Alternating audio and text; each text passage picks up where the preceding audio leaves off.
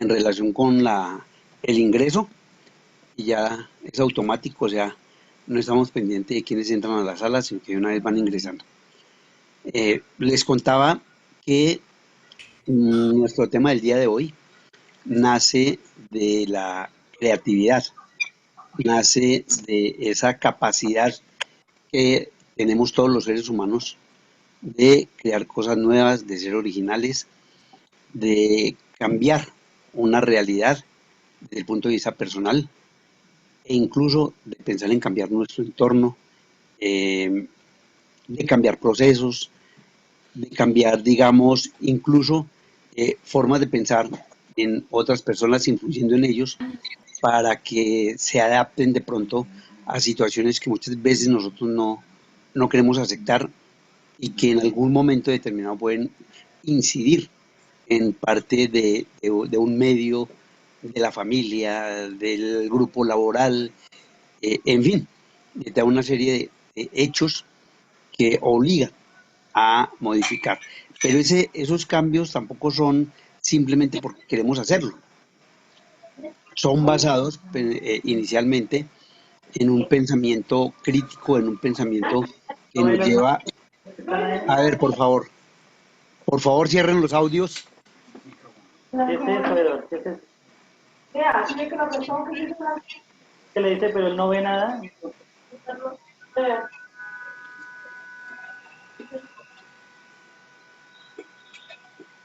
¿Ya? Bueno. Entonces les contaba que esos cambios, esa creatividad como capacidad del ser humano, como habilidad del ser humano, es innata en todos nosotros. En algunos se desarrolla con mucha, digamos, más profundidad en términos de que permanentemente estamos intentando cambiar esas situaciones. En otros de pronto es un poquito más lenta, pero igual, en todos, en cada uno de nosotros se dan esos desarrollos y esas habilidades. Voy a compartir entonces pantalla con todos ustedes para que comencemos a mirar nuestra presentación con relación.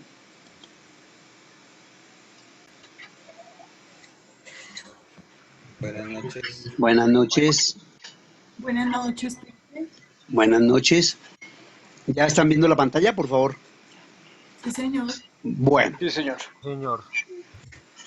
Entonces, les contaba cómo en un momento determinado la propia innovación y la creatividad son el resultado de un pensamiento crítico, son el resultado de esa forma de mirar, de observar, de analizar, de cuestionar esencialmente algunas situaciones, algunos sucesos que, digamos, influyen de pronto en nuestro pensamiento, en nuestra posición, o que nosotros, al contrario, somos los que encontramos que no responden a, a un momento en el que nosotros podemos estar pensando diferente, pero que tenemos que hacerlo a través del diálogo, a través de la conciliación, a través de la presentación de procesos, a través del cambio de negocio, a través de la propia organización, si se quiere, desde el punto de vista empresarial.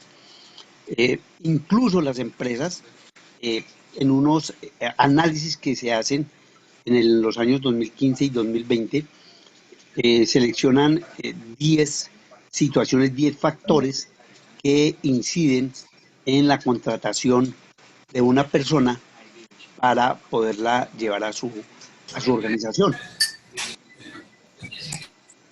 A ver, entonces, dentro de estas competencias de las que le hablaba, en recursos humanos analizan a través de exámenes, a través de, digamos, talleres, a través de entrevistas, e incluso en el momento en que se contrata el personal, cuáles serían las competencias más importantes para los empleadores entre los años 2015 y 2020, y aquí estamos viendo, ¿cierto?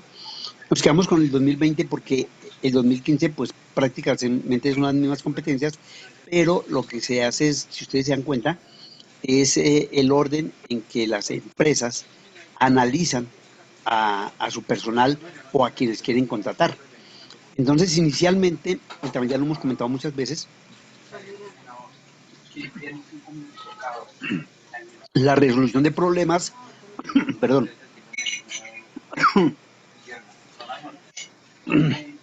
la resolución de problemas complejos. ¿Por qué la resolución de problemas complejos? De verdad, una de las causas en que más se inciden normalmente en una sociedad, en una organización, en un medio, es entender a los demás, entenderlos desde el punto de vista de sus propios problemas, de su propia problemática, ¿cierto? Y hay un momento en que entre los años 2015 y 2020 incluso se torna como una profesión y ya existe una carrera que en un momento determinado lleva a especializarse en resolución de problemas complejos. Hay resolución de problemas y resolución de problemas complejos. Digamos que si hay una palabrita que se agrega allí, que es la complejidad del problema. No todos los problemas se resuelven de la misma forma, de la misma manera. Entonces, lo que se intenta es que para un determinado problema, digamos, que conlleve a modificaciones, a cambios, a analizar cuáles fueron las causas que generaron esos problemas, entonces viene ese estudio de cómo llegar a encontrar no solamente la causa que llevó a ese problema, sino las posibles consecuencias, las potenciales consecuencias y entender a las personas por qué actuaron de esa manera o por qué actúan de esa manera. Entonces, repito, eso se vuelve un factor muy importante para las empresas que miran que no lleguen personas, digamos, con una problemática que va a hacer en un momento determinado o va a crear más bien problemas, inconformidades, eh, conflictos, se vuelven personas incluso que disocian dentro de la organización. Entonces, para eso es que se hacen ese tipo de, digamos, de análisis. Una segunda competencia es el pensamiento crítico, que les conté al comienzo. Realmente el pensamiento crítico es el generador de lo que vemos más adelante, que es la creatividad. El pensamiento crítico es mirar cómo podemos entender, analizar y aún si no estamos de acuerdo, porque de eso se trata, poder razonar de manera tal que encontremos una respuesta a un determinado problema. Ese pensamiento crítico me lleva casi siempre a estar en, digamos, en una permanente comunicación con la otra persona diciéndole, no, yo pienso que esto no es así, o no estoy de acuerdo, o considero que se puede hacer de manera diferente, o desde el punto de vista personal, yo relaciono mi propia acción con algo que debo cambiar. Yo me critico a mí mismo, me autocritico, ¿sí? Pero ese pensamiento crítico, digamos, es divergente, es diferente, mira diferentes soluciones para tratar de dar respuesta, no desde, un solo resultado. Eso es a lo que nos enseñan a todos. A todos nos enseñan a encontrar una única respuesta. Entonces nos volvimos resultadistas. Y entonces las empresas lo que hacen es mirar la cantidad de resultados que usted tiene y lo evalúa, lo clasifica y considera que usted es un buen empleado si obtuvo muy buenos resultados únicos durante un periodo de tiempo. Esas son las famosas evaluaciones. Viene luego la creatividad, que es el tema que nos convoca el día de hoy, eh, porque la creatividad se hace importante dentro de la organización, dentro de la propia sociedad y dentro de nosotros mismos. Vimos en algunas de las presentaciones de ustedes cómo muchos han sido creativos, cómo muchos en algún momento esa idea que tienen allí finalmente la llevan a la práctica. Muchos se quedan con ella y eso es lo que no se quiere. O sea, yo tengo la idea, pero comienzan a surgir una serie de situaciones que no me permiten realmente cumplir con ese deseo, con ese propósito de crear algo nuevo por temor, por de pronto por incomprensión, por el que dirán, por temor al ridículo y por una cantidad de situaciones que limitan mi creatividad. Entonces, en un momento determinado, tengo que romper con esos paradigmas, con esas posiciones digamos, de la propia sociedad que cuestiona sin analizar. Entonces, nos da miedo enfrentar a los demás cuando creemos o tenemos una idea que queremos compartir, pero que finalmente no lo hacemos porque consideramos que de pronto no es bien recibida. O sea, antes de, ya nosotros mismos nos estamos censurando, nos estamos coartando, nos estamos limitando. Viene posteriormente el liderazgo. Entonces, digamos que el liderazgo en algún momento no es que haya perdido importancia. Al final, en el siguiente tema vamos a ver el coaching, que es llevar a los demás hacia unas posiciones que permitan encontrar respuestas, pero de manera consensuada, de manera tal que no sea yo quien diga qué debo hacer, sino que sea el resultado de unos análisis, de unas evaluaciones, de unas participaciones. El líder no es el que impone, el líder no es el que asume el liderazgo y simplemente cree que es el único que tiene la verdad. Ese líder no es bueno para la compañía, ese líder no es bueno para la organización porque lo que hace es limitar la participación de un grupo de personas que quieren estar en un momento determinado presentando sus ideas.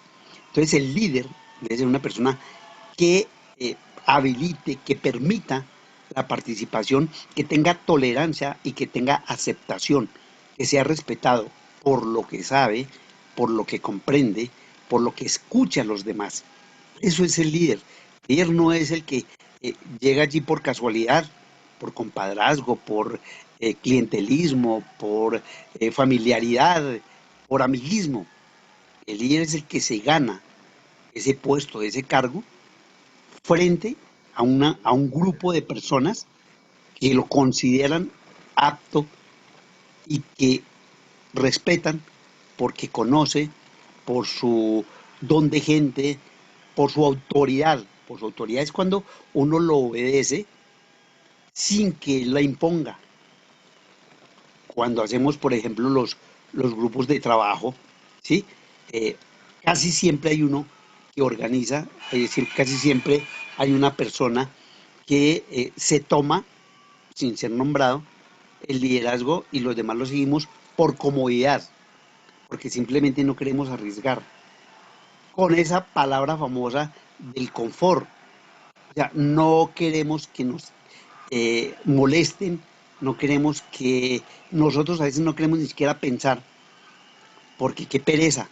Entonces cuando tiene que comenzar a analizar, cuando tiene que comenzar de pronto a tomar decisiones, dice no, mejor que lo haga Pedro, que lo haga Juan, María, en fin, porque yo yo no quiero, yo me considero bueno y suficiente que yo lo piense para arriesgarme a que los demás comiencen a criticarme o a censurarme. Es el famoso perfil bajo que manejan muchos empleados y que consideran suficiente para continuar en la organización. Ese perfil bajo es lo que lleva muchas veces a que no sea promocionado, a que no sea promovido, a que no se le reconozca de pronto una habilidad que tenga. Porque si yo no la muestro, si siempre considero que no es importante, pues voy a tener que finalmente aceptar que no tengo buenas ideas porque me limito y porque no quiero hacerlo conocer. Otra competencia que también hemos analizado es el trabajo en equipo. Muchos de ustedes comentaban que sí, a mí me gusta trabajar en equipo, es que yo tengo la habilidad para trabajar en equipo, pero realmente sí lo ha demostrado. Por eso yo siempre les digo, cuando hacemos este tipo de presentaciones y de trabajos, muéstrenme una evidencia donde haya una especie de reconocimiento sobre lo que usted hace, sobre ese trabajo en equipo, sobre ese entendimiento, esa multidisciplinariedad con otros profesionales o con otras personas que tienen diferentes conceptos del suyo, ¿cierto? El trabajar en equipo significa que usted acepta ideas, que las comparte, que las analiza, que las compara y que el resultado fue el fruto de dos o tres personas que intervinieron, que dijeron, que no estuvieron de acuerdo y finalmente dijeron así, parece que esto que se propone sí es cierto y cada uno opina. Esa es la forma más fácil de ser medido cuando nos hacen las entrevistas o los famosos test donde nos preguntan, por ejemplo, ¿a usted le gusta trabajar en equipo? Como ya uno sabe la respuesta, que es lo que buscan las organizaciones, casi siempre contestamos sí. Y más adelante, por ahí en la pregunta número 8, 10, 20, le dicen, ¿a usted le gusta trabajar solo? Y uno le contesta sí. Y más adelante le dice, ¿a usted le gusta entregar respuestas desde su punto de vista de manera individual? Y uno le contesta sí. Y entonces, ¿al fin qué? O trabaja en equipo, o trabaja solo, o le gusta usted ser quien presenta las respuestas de manera individual. Entonces, todo eso hace parte de ese momento en que uno es analizado por parte de las organizaciones. La inteligencia emocional es otro punto que vamos a tratar más adelante, es el último punto que vamos a tratar en nuestra temática de innovación y creatividad. La inteligencia emocional es el manejo, como bien lo dice acá, emocional, el cómo puedo a través de situaciones bastante complejas aceptar en un momento determinado que no todos están de acuerdo conmigo, aceptar en un momento determinado que yo puedo controlar esas emociones. Eh, Cuando uno sin querer, sin saber, a veces sin tener conciencia en ese momento, actúa de manera emotiva, agrediendo a otras personas. Eh, en la calle eso se da mucho cuando uno va caminando y se encuentra con otras personas y de pronto se estrella o no le dan el paso, entonces uno inmediatamente se molesta, intenta agredir o al menos le dice a la otra persona, oiga, mire, es que usted no cae por acá, ¿por qué no? Y comienza la discusión, o cuando un carro lo adelanta, si uno va conduciendo y entonces inmediatamente lo adelanta y trata de decirle al menos cualquier tontería para sentirse tranquilo, satisfecho de que se pudo, digamos, encontrar con esa persona y decirle lo que sentía a través de una mala palabra. No controla su emoción, no controla esas situaciones en las que cada uno de nosotros estamos permanentemente, digamos, dispuestos a aceptar o vivimos, vivenciamos y no entendemos por qué sucede eso. Ya en algún momento Sigmund Freud analizaba desde la psicopatología de la vida cotidiana cómo cada uno de nosotros a veces está trabajando con el subconsciente y no con el consciente, ¿cierto? Entonces uno aparentemente está consciente de lo que está haciendo, pero allá, por debajo del consciente está el subconsciente y mucho más abajo el inconsciente, ¿cierto? Y esos dos momentos son los que reaccionan frente a una situación que se presenta momentánea, ¿sí? Entonces alguien en algún momento eh, Eh, le dice a usted que no está de acuerdo con usted o le contradice todo lo que usted dice y usted pierde la tranquilidad, inmediatamente reacciona, grita, se altera, pero al momento usted recapacita y dice, "Oiga, pero yo, ¿por qué hice eso?". Entonces son situaciones que vienen con un trasfondo que puede ser emocional, que puede ser de formación, que puede ser desde su familia. Eh, También Nietzsche nos hablaba de esa Profe, transformación del individuo. Sí, profe, profe, sí, sí, hay cuénteme. que, hay que tener en cuenta que, digamos, Sigmund Freud, eso es perteneciente a la Segunda Guerra Mundial, ¿no? Sí, También hay señor. que tener en cuenta, digamos, las vivencias para uno llegar a esas conclusiones. Sí, sí, sí. En general, ¿qué es lo que hace Freud? Lo que hace Freud es analizar el comportamiento de las personas. Esa es, digamos, la parte fundamental. Y eso lo lleva a realizar análisis. Es el famoso análisis que hacen los psiquiatras, ¿cierto? El sofá que ustedes han visto en sus películas o, digamos, por ejemplo, para colocar un ejemplo, en Estados Unidos de 80 a 100 millones, más o menos 70 o 90 millones casi todos tienen su psiquiatra y hacen su análisis de su comportamiento, porque es que las reacciones de cada uno de nosotros son totalmente diferentes y muchas veces nosotros no encontramos respuesta. O sea, a lo que yo quiero llegar cuando hablo de Sigmund Freud es a cómo él entiende que esos comportamientos son fruto o resultado más bien desde la niñez. Allí vienen las famosas, le estaban hablando de Nietzsche cuando les hablaba de las famosas taras. Todos nacemos con unas taras desde pequeños porque nuestros padres de alguna manera comienzan a imponernos sus condiciones, lo hacen de muy buena manera, quieren lo mejor para los hijos, siempre están dispuestos a protegerlos, pero eso en un momento determinado puede terminar limitando la libertad, la posibilidad de, digamos, de pensamiento, de acción que tiene un niño, ¿cierto? Entonces, por eso nombro a Nietzsche, porque normalmente, ¿qué es lo que sucede?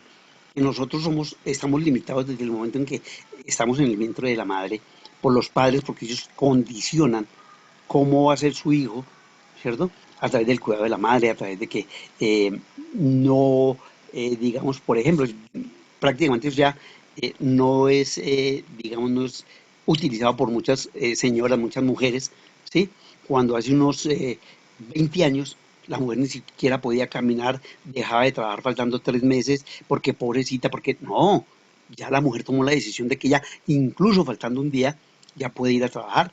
Pero esa fue limitada, esa decisión de la mujer de que podía trabajar hasta faltando un día, ¿cierto? Era censurada incluso. ¿Cómo se le ocurre ir a trabajar en ese estado? Como si estuviera enferma, como si le faltara algo. Entonces, démonos cuenta, nos tenemos que dar cuenta de algo, de que es la propia sociedad quien nos lleva, quien nos controla, quien nos limita y que nosotros de alguna manera a veces aceptamos sin entrar, digamos, a contradecirlo o a no aceptarlo. Eso lo vamos a ver más adelante también. La orientación. Muchas veces nosotros tampoco tenemos claro qué es lo que queremos hacer. Eh, casi hasta muy entrada edad, ya uno tiene como una claridad de qué es lo que quiere. Recuerden los niños, y volvemos con los niños. ¿Usted qué quiere ser cuando grande? ¿Cierto? Y muchos de ellos simplemente contestan lo primero que se les ocurre, que yo quiero ser bombero, que yo quiero ser policía, que yo quiero ser médico, ¿cierto?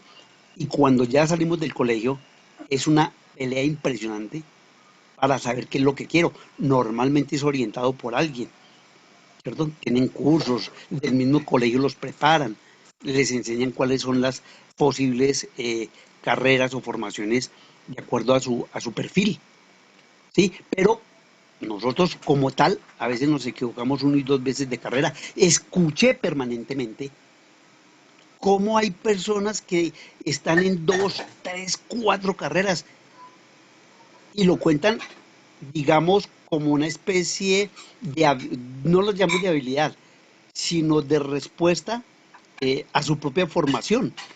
Y entonces uno dice, pero ¿cómo así? Yo a veces les preguntaba, oiga, pero si usted estaba haciendo estaba como estudiando ingeniería y termina haciendo administración o termina y no hay una razón clara, a no ser la económica, ¿cierto? Que nos lleve a cambiar de decisiones en 3 o 4 veces.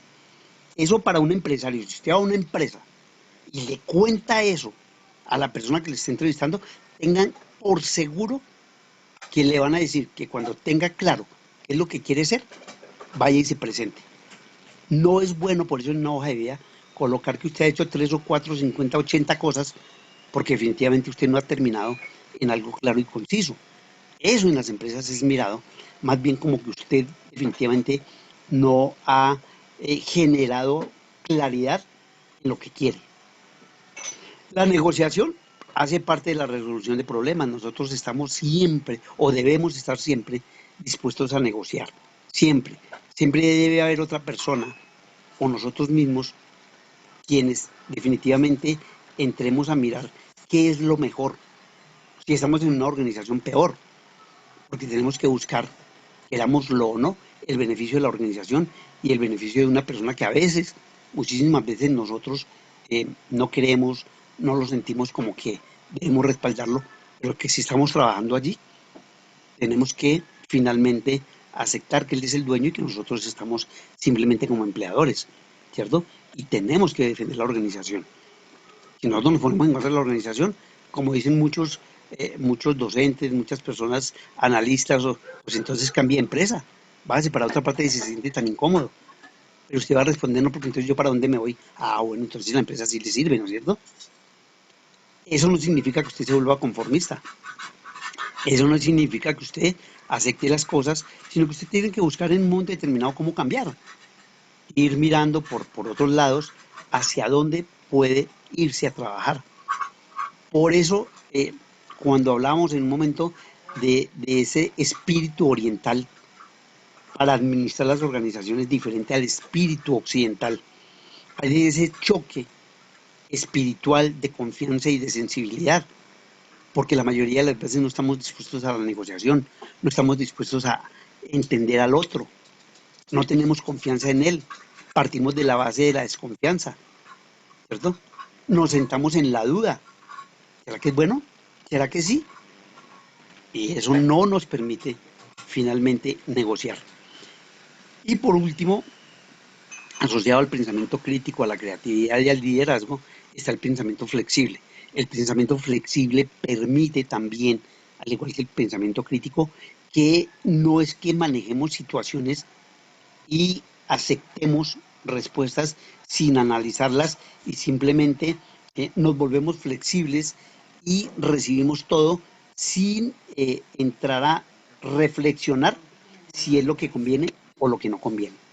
Entonces, repito, todas estas competencias esenciales hacen parte de la innovación, hacen parte de la creatividad, hacen parte de la raíz fundamental del pensamiento crítico, del pensamiento divergente, del pensamiento sistémico, como la serie de procesos que en algún momento nos llevan a pensar de manera diferente, a cuestionar, a no dar por, digamos, aceptado algo que nos dicen sin entrar a decir, oiga, pero ¿usted por qué piensa de esa manera?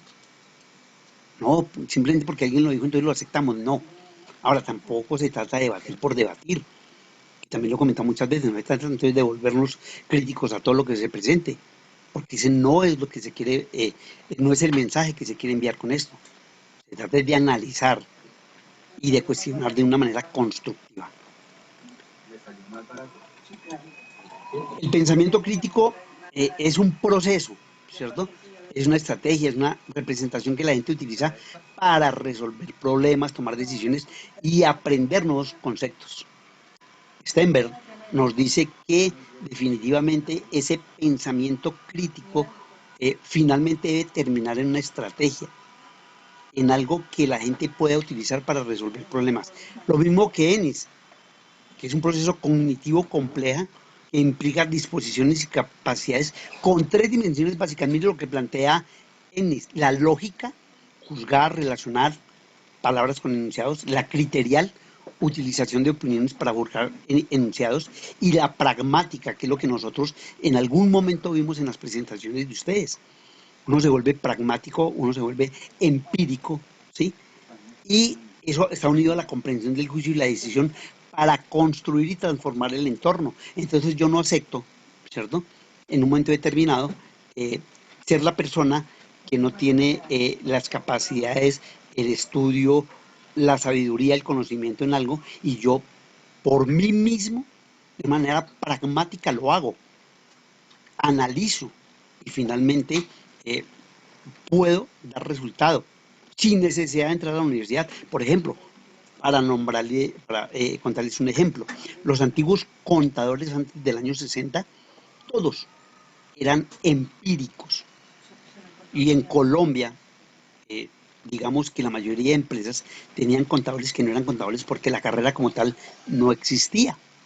Entonces, cuando finalmente en 1962 se aprueba la carrera de contaduría, todos esos 60.000, 50.000 contadores empíricos, ¿cierto?, que salieron inicialmente de una entidad que los enseñó a manejar técnicas de contabilidad, terminaron siendo los contadores de la empresa, y finalmente el Estado aceptó que estas personas recibieran su título profesional sin haber entrado a la universidad. Entonces fueron pragmáticos, fueron empíricos, fueron personas que aprendieron sin tener realmente, digamos, la formación. Lo aprendieron porque, digamos, tuvieron a la mano una organización, una empresa, y aprendieron a llevar sus cuentas, a saber los ingresos, a saber los gastos, y poco a poco fueron tomando libros y se fueron informando hasta prácticamente conocer, casi diría yo, y me atrevo, junto con un poquito de osadía, a decir que sabían más que un contador de una universidad, porque también les cuento otra anécdota. Un contador, un muchacho de contabilidad, me acuerdo tanto, que era un estudiante de la Universidad Central, que nos contaba cómo él se le dio en la universidad, fue el mejor estudiante de la universidad, estuvo más o menos sobre 4.7, 4.8, y cuando llegó a una empresa y le soltaron las facturas, y ese señor casi le da un infarto, porque no tenía ni idea de cómo se clasificaba y de cómo se registraban estas cuentas. O sea, una cosa es que usted conozca y otra cosa es que usted la practique. Entonces, dense cuenta cómo ese pragmatismo es importante, pero de alguna manera tiene que estar asociado con la información y con el manejo claro de cierto conocimiento. Dice aquí que se centra en lo que la persona puede decidir, crear o hacer algo de forma reflexiva, lo estoy diciendo, razonable y evaluativa. Asimismo implica un análisis, buscar la verdad a través de criterios y evidencias, así como llegar a un juicio de valores. ¿Cuántas veces, cierto, nosotros emitimos juicios sin tener siquiera un concepto claro de por qué estamos dando juicios de valor?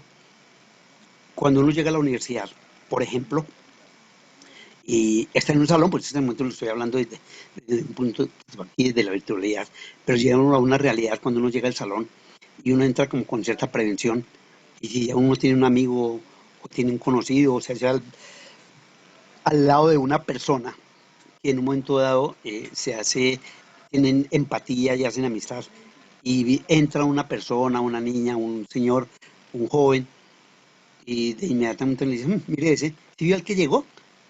Me cae más mal. Imagínate, ni siquiera lo conoces y ya está pensando en caerle mal. Es que es tan tonto, es tan bobo, esas preguntas que hace. Es que nosotros le colocamos una cantidad de peros y ya lo señalamos y decimos que es una persona desagradable. Y cuando usted lo conoce, es totalmente lo contrario a lo que usted había pensado. Su juicio de valor no fue favorable. Su juicio de valor estuvo, digamos, se emite a través de prejuicios, ¿cierto? Que llevan a que nosotros pensemos en un momento determinado que algo no está bien, ¿cierto? El pensador crítico formula preguntas con claridad y precisión, evalúa información, escúchenme bien, llega a conclusiones y soluciones a base de criterios relevantes, piensa con una mente abierta y da soluciones a problemas complejos. Ese es el pensador crítico, ese es el pensador sistémico, ese es el pensador divergente. Educar es un pensamiento crítico, es educar para la vida, el tener como fin una acción transformadora en la etapa educativa, profesional y en la vida personal. La enseñanza de aprendizaje de la competencia genérica de pensamiento crítico en el aula es un debate abierto, no solo en el mundo universitario, sino también en la educación, tanto primaria como secundaria. La razón principal es que es una competencia de transferencia para actuar y comprometerse en la sociedad, cuyo impacto se puede ver a largo plazo y fuera de las aulas. Mire que lo que estamos haciendo en este momento, lo que hicimos ayer, es lo que normalmente debemos hacer los docentes y los estudiantes. Debatir abiertamente, decir lo que pensamos. A veces algunos de ustedes también me dijeron, no, parece que La suma con otro.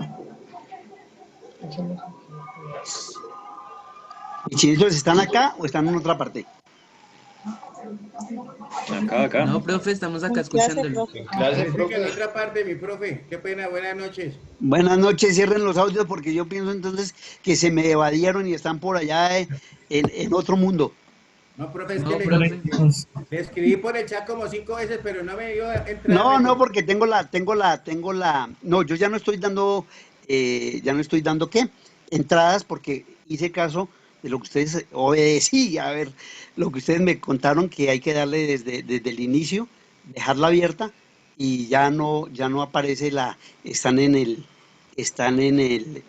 el salón, no sé qué están esperando ingresar, sino que ya ustedes directamente entran, no sé cómo funciona esa situación.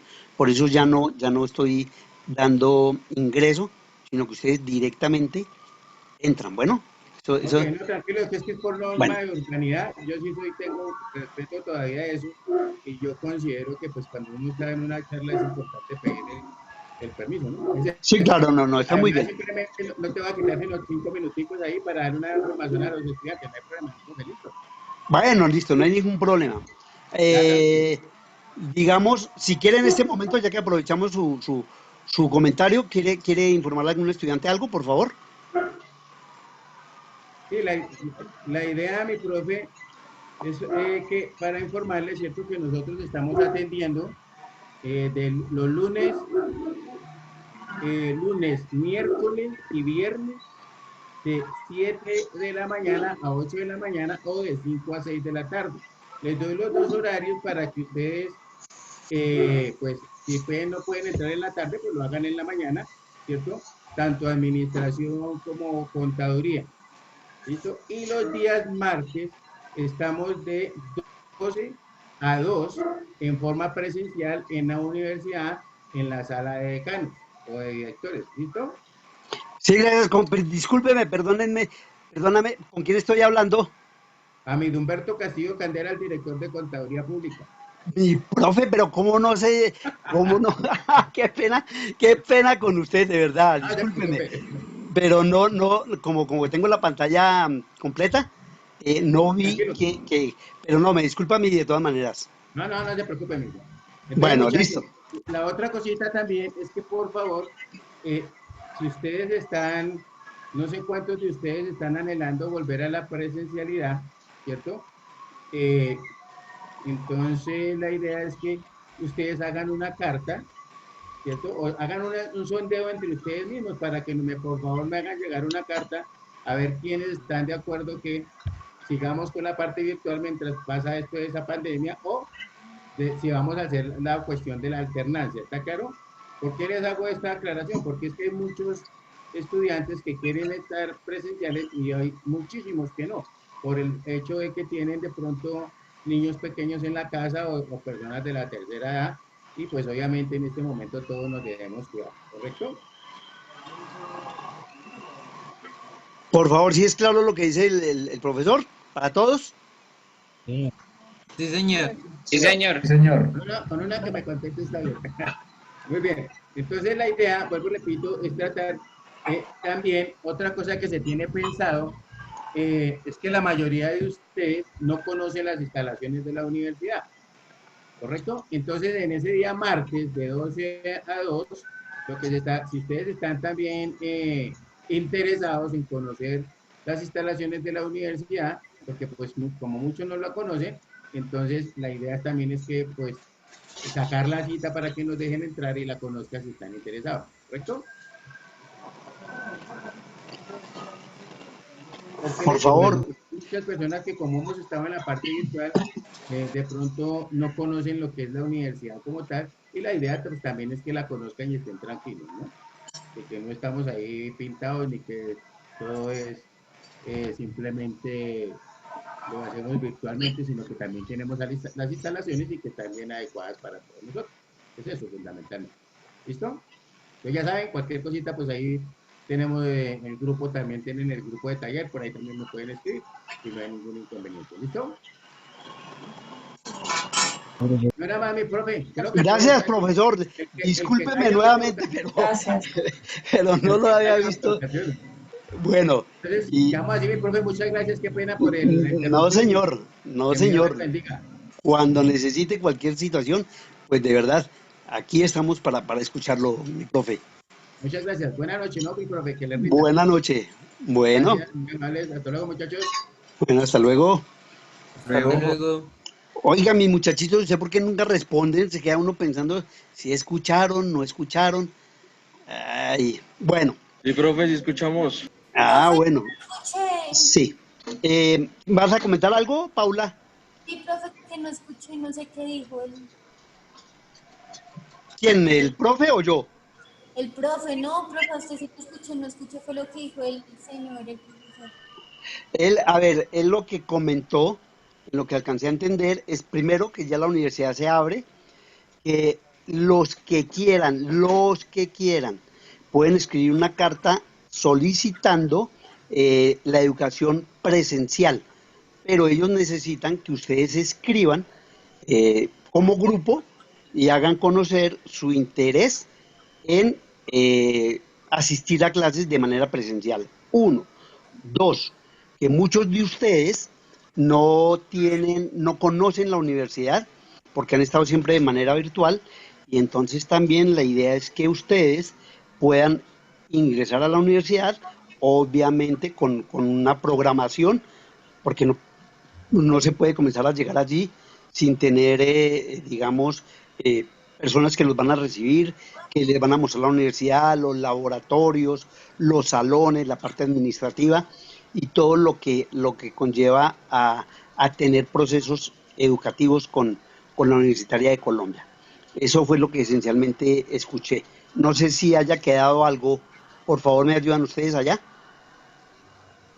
No, tengo entendido que los que autorizan en este momento la apertura de las instituciones pues, de secundaria, primaria, universitaria son los mismos estudiantes, como Sí, dijeron, con una sí, autorización, sí, señor. con una autorización de los estudiantes. Pero pues desde un punto personal creería que es mejor ya esperar por este año virtual y pues que siga el descuento y todos puedan pagar. Ha habido mucha deserción, entonces Sí, eso sería bueno, de verdad. Este es el momento exacto de pensar que ustedes pueden crear un WhatsApp, un grupo donde esto se pueda discutir. O sea, que no se haga individualmente, y este es mi punto de vista personal y nada que ver con lo que estamos hablando, pero sí desde el punto de vista de pensamiento crítico, es que ustedes analicen y lo que usted acaba de decir. O sea, la resistencia frente a una educación presencial, pues es bastante fuerte en términos de no ir todavía, pero eso no lo decide una persona ni Dios, sino todo un grupo y ese grupo podía en algún momento sentar esa discusión. Ahí es válido el pensamiento crítico, ahí es válido todo lo que estamos aprendiendo. ¿Listos? Entonces sí sería bueno que ustedes finalmente pudiesen tomar una decisión con base en lo que sus demás compañeros también piensan. Bueno, Otro punto que también habló el profesor, el decano de contaduría, fue los lunes, miércoles y viernes hay horario de atención en la universidad. sí señor, qué pena, sí. Lunes, miércoles y viernes hay horario de atención, creo que dio un horario, ¿cierto? De 8 a 12 y no me acuerdo el otro horario. Y de 6 a... Uno por la De- mañana y otro por la sí, noche. creo que es de 8 a 12 y de 6 a 9, algo así. Igual de todas maneras, si se pueden comunicar con la universidad, que sería importante, entonces aun cuando yo creo que ellos van a enviar, o está en la plataforma, no he visto, pero allí debe haber alguna resolución, algo que, con lo cual ustedes puedan mirar y puedan estar ya más tranquilos a este respecto. ¿Listos? Bueno, entonces entramos nuevamente a nuestro mundo universitario. Dice aquí que el pensamiento crítico en el aula es un debate abierto y es lo que les estaba contando, cómo nosotros en el día de ayer y antier pudimos escucharlos a ustedes, pudimos entender cómo intentan hacer innovaciones, creaciones, cómo en la primera semana también les escuché sobre sus habilidades. Eso es lo importante es que ustedes se puedan expresar, lo importante es que ustedes finalmente se convenzan de que todo lo que ustedes hagan o digan es importante. Importante no solamente para ustedes, sino para un grupo de personas, para una sociedad, para una universidad. Todos somos importantes en la medida en que somos protagonistas. Cuando nos escondemos, cuando evadimos, cuando evitamos que nos escuchen, pues nosotros mismos nos estamos limitando y no estamos permitiendo en un momento determinado que eso se dé. ¿Listos? Bueno. Vamos a entrar un poco en la creatividad, pero antes de entrar en la creatividad, quiero que ustedes escuchen un audio para que por favor le pongan mucha atención. La capacidad creativa no es exclusiva del campo artístico. No hay ciencia sin la capacidad creativa. y no hay pensamientos en la capacidad creativa.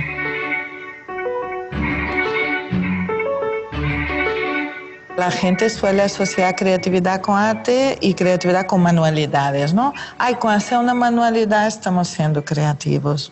Vamos a ver, la capacidad creativa está para la vida misma, ¿no? Entonces vamos a dar un ejemplo que puede parecer tonto, pero vamos a pensar a nivel de familia. Cuando llevamos nuestros niños al cole, ¿vamos siempre por el mismo camino? Sí. ¿Sí? Siempre, ¿no? Un día cambia de ruta, a ver qué pasa. Normalmente las criaturas dicen, oye, ¿por qué venimos por aquí? Y ese ¿por qué venimos por aquí? Ya abre todo un proceso que es de percepción del camino, de entendimiento de la realidad, de por qué vamos siempre por el mismo lugar y algún día cambiamos, qué es lo que ese cambio provoca. Es una cosita tonta, ¿no? Pero deberíamos ir introduciendo pequeñas pautas como estas para ayudar a tener la capacidad creativa despierta y conectada. Si el ambiente siempre es la repetición de lo mismo, los roles, los caminos, los tiempos, las maneras de hacer, si solo repetimos, ¿cómo vamos a querer que se desarrolle la capacidad creativa? Y ahora en el aula lo mismo, ¿no? Sí. Tenemos que pensar que si en el aula, por ejemplo, están todos los niños y las niñas sentaditos mirando para una persona, que es la profesora, el profesor, ¿no? Y solo miran ahí y solo escuchan aquel discurso y solo tienen que devolver ese discurso a la hora de los exámenes, pero ¿cómo vamos a querer desarrollar capacidad creativa ahí? Si en la escuela nuestras preguntas solo piden una respuesta y esta respuesta es la correcta y única, si entrenamos para que sean así, ya de entrada te digo, no les estamos haciendo ningún favor al desarrollo de su capacidad de pensar creativamente. Crear es generar más nuevas y mejores ideas con valor. Si toda pregunta solo tiene una respuesta, ya no hay más nuevas y mejores ideas con valor. Hay una. El aula necesita ser un ambiente polifónico. Si yo solo escucho un tipo de discurso y a una persona, pues es eso que internalizo. Pero si escucho un entorno dialógico, muchas voces, muchas maneras de pensar y de llegar a resultados de los problemas, pues ahí internalizo esa polifonía. Tengo como un cerebro social diferenciado, una inteligencia colectiva. Tengo varias maneras de entender el mundo que hace con que la mía sea más rica, con criterios y con capacidad de dar respuestas nuevas a los problemas nuevos o antiguos. No existe, desde mi manera de entender, una persona creativa y otra no creativa. Existen niveles de desarrollo de esta capacidad. Entonces, más que de querer delinear a la gente con un perfil de persona creativa, yo creo que hacemos mejor favor en las familias, en las escuelas, ayudando a que estas criaturas desde muy pequeñitas puedan ir desarrollando estos recursos internos para dar respuestas creativas a su propia vida al nivel de los problemas que enfrentan, ¿no?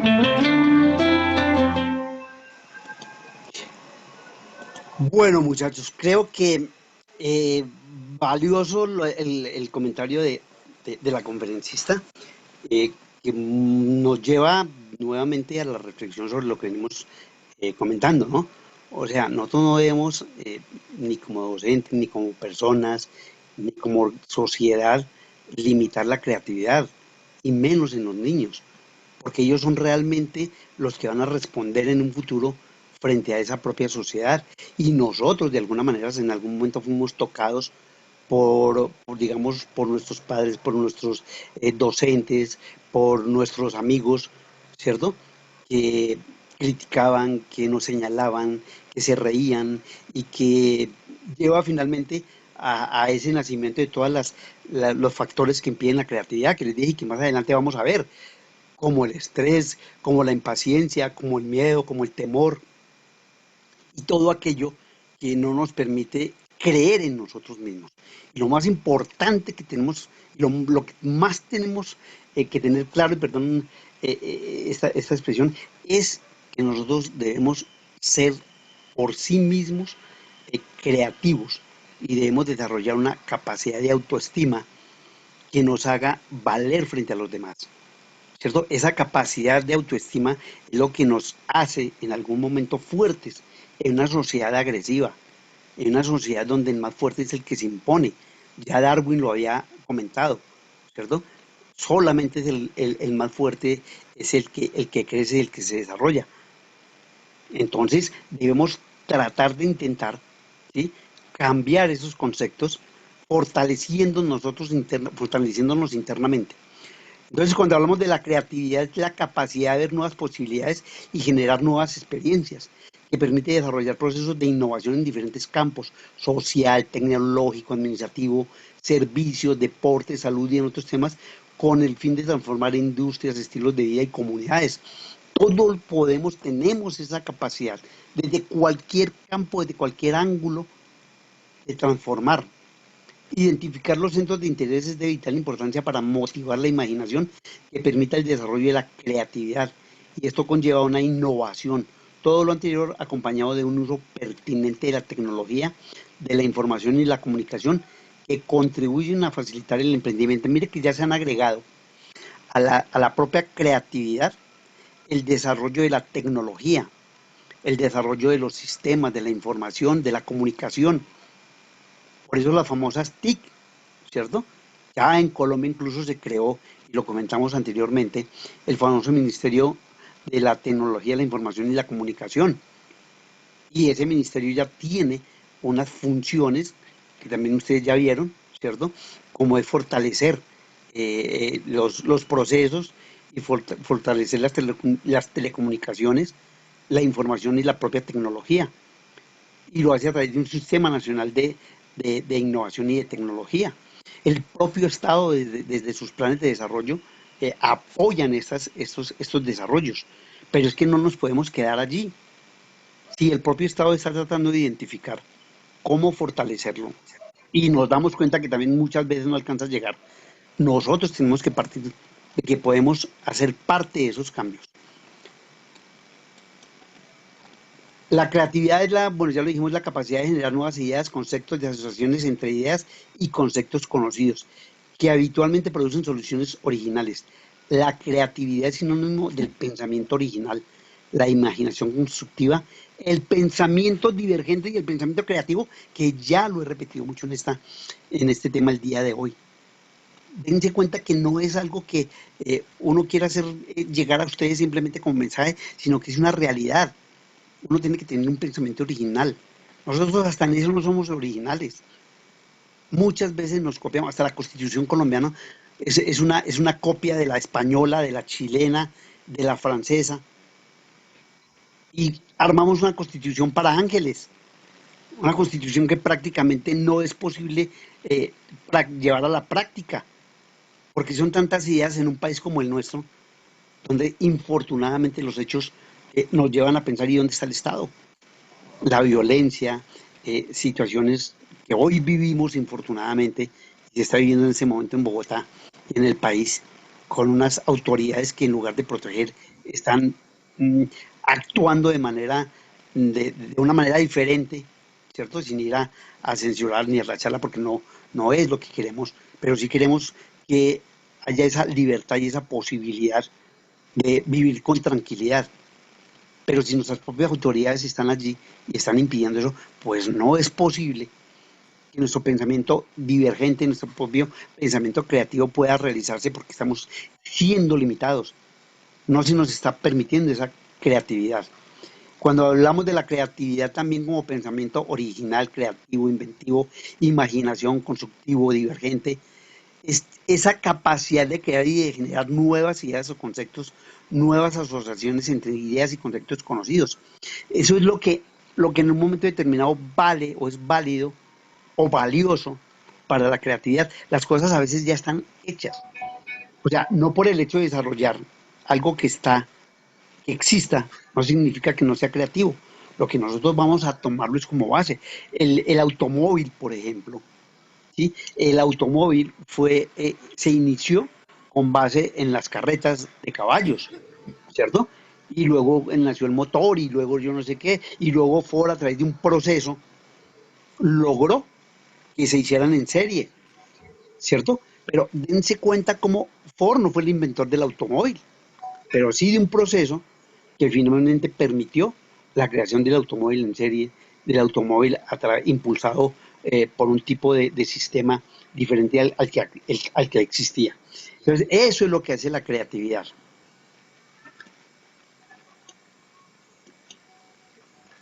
Ahí, y ya lo dijo también en algún momento la conferencista, aunque existen individuos altamente creativos y otros relativamente no creativos, todos nacemos con esa capacidad que puede ser estimulada o no. O sea, ahí depende mucho en la confianza que nos tengan los demás. Y yo tengo que nombrar a la familia porque es que ahí es donde nace realmente esa formación de la creatividad. Cuando a uno lo limitan, cuando a uno no lo dejan hacer de pronto cosas que para los padres, en algunas ocasiones, no va a generalizar, ellos ven como algo que no está bien, como que si le regalan al niño de 3 o 4 años o 2 años una ambulancia y comienza, y uno es feliz colocándole la sirena para que el niño se divierta, y el niño lo que hace es cogerlo y tratar de destruirlo en el sentido de desbaratarlo para mirar de dónde sale el ruido, y nosotros en lugar de enseñarle por qué ese ruido y de dónde sale, pues nosotros este niño que es destructivo, que mire, dañó todo y le guardamos el juguete y hasta cuando tenga 20 años le dice, mire el juguete que le regalé que usted dañó. O la niña que en algún momento determinado toma la muñeca y mira cómo los ojitos se cierran y se abren y le oprime los ojos y se los hunde. Y entonces nosotros, qué niña tan destructiva, igual a la mamá, igual al papá, y comenzamos a comparar y comenzamos en lugar de explicar, de comentar, los niños son más inteligentes de lo que creemos. Nosotros siempre censuramos y pensamos que yo qué le voy a hablar al niño. Claro, al niño le puede hablar perfectamente como una persona normal. Hay que contarle, hay que explicarle, hay que enseñarle, hay que decirle, no limitarle, no usted porque sale, no porque usted entra, usted porque hace ese amigo, usted, claro, todo dentro de una limitación, ¿no? Tampoco es que lo vamos a dejar totalmente libre, entendiendo que no es libertinaje, sino liberalidad, y que tiene unos conceptos claros frente a lo que ese niño puede hacer. Ahí es donde nace esa creatividad, pero si nosotros desde un comienzo lo limitamos, usted por qué sale con esa niña, usted por qué sale con ese niño, usted por qué, usted, y no, los niños tienen esa capacidad de volverse leones y volvemos a Nietzsche. Se rebelan en un momento determinado, ya están cansados de las talas que les enseñaron sus padres y que no los dejan crecer. Y finalmente se rebelan, y cuando se rebelan, entonces los padres no lo entienden porque dicen, oiga, pero usted, ¿por qué actúa de esa manera? Llama al papá, yo no entiendo, este niño ya me tiene desesperado. O simplemente le soltamos un aparato para que no moleste, y le entregamos un juego, o le entregamos el celular, que ya todos tienen celular para que no moleste y se esté allí, y somos felices viéndolo todo el día porque los estamos volviendo personas que tienen la capacidad creativa. Y simplemente tratamos de que el niño no moleste. No, al contrario, entre más, digamos, hiperactivo, que es una palabra que crearon los sociólogos, ¿cierto? Los sociólogos y los psicólogos, en el término de que el niño que es inquieto, el niño que se mueve permanentemente, es que es hiperactivo. Y entonces el 90% de los niños de la última generación son hiperactivos porque no se están quietos. Y entonces eso, ay, no, mire, es que ese niño molesta mucho. No, eso es lo que mejor que es. Alguien decía que es mejor detenerlos que impulsarlos, ¿cierto? Cuando uno tiene que estar permanentemente empujándolos porque se está quietecito. Qué mejor que el niño esté allí intentando conocer, encontrar, resolver todo aquello. Por eso las preguntas. ¿Y por qué? ¿Y por qué? ¿Y por qué? Y nosotros deje tanta preguntadera. Y todo nos molesta. Eso no puede ser así, ¿cierto? Entonces tenemos que aumentar esa capacidad creativa en nosotros, ya los adultos, con la lluvia de ideas en grupo, con el pensamiento lateral, los mapas mentales, la selección de ideas, la cuantificación de ideas, la clasificación de ideas, los mapas conceptuales y los diagramas de Ishikawa. Ishikawa fue el que creó los círculos de calidad para las empresas. ¿Cómo es posible que ahora todas las empresas, ¿cierto? Casi que compran los registros de calidad? Entonces todos colocan su aviso, que antes era potestad del ICOTEC, y ahora ya hay 4, 5, 6 empresas, sino más, que hacen procesos de calidad, y todo el mundo resultó ahora que está totalmente aceptado por la calidad de sus productos, cuando eso no es cierto. Entonces Ishikawa lo que planteó inicialmente fue cómo mejorar los procesos a través de los círculos de calidad. Cada 2 o 3 pasos hay que revisar cómo está funcionando el producto, cómo se está creando, cómo se está construyendo.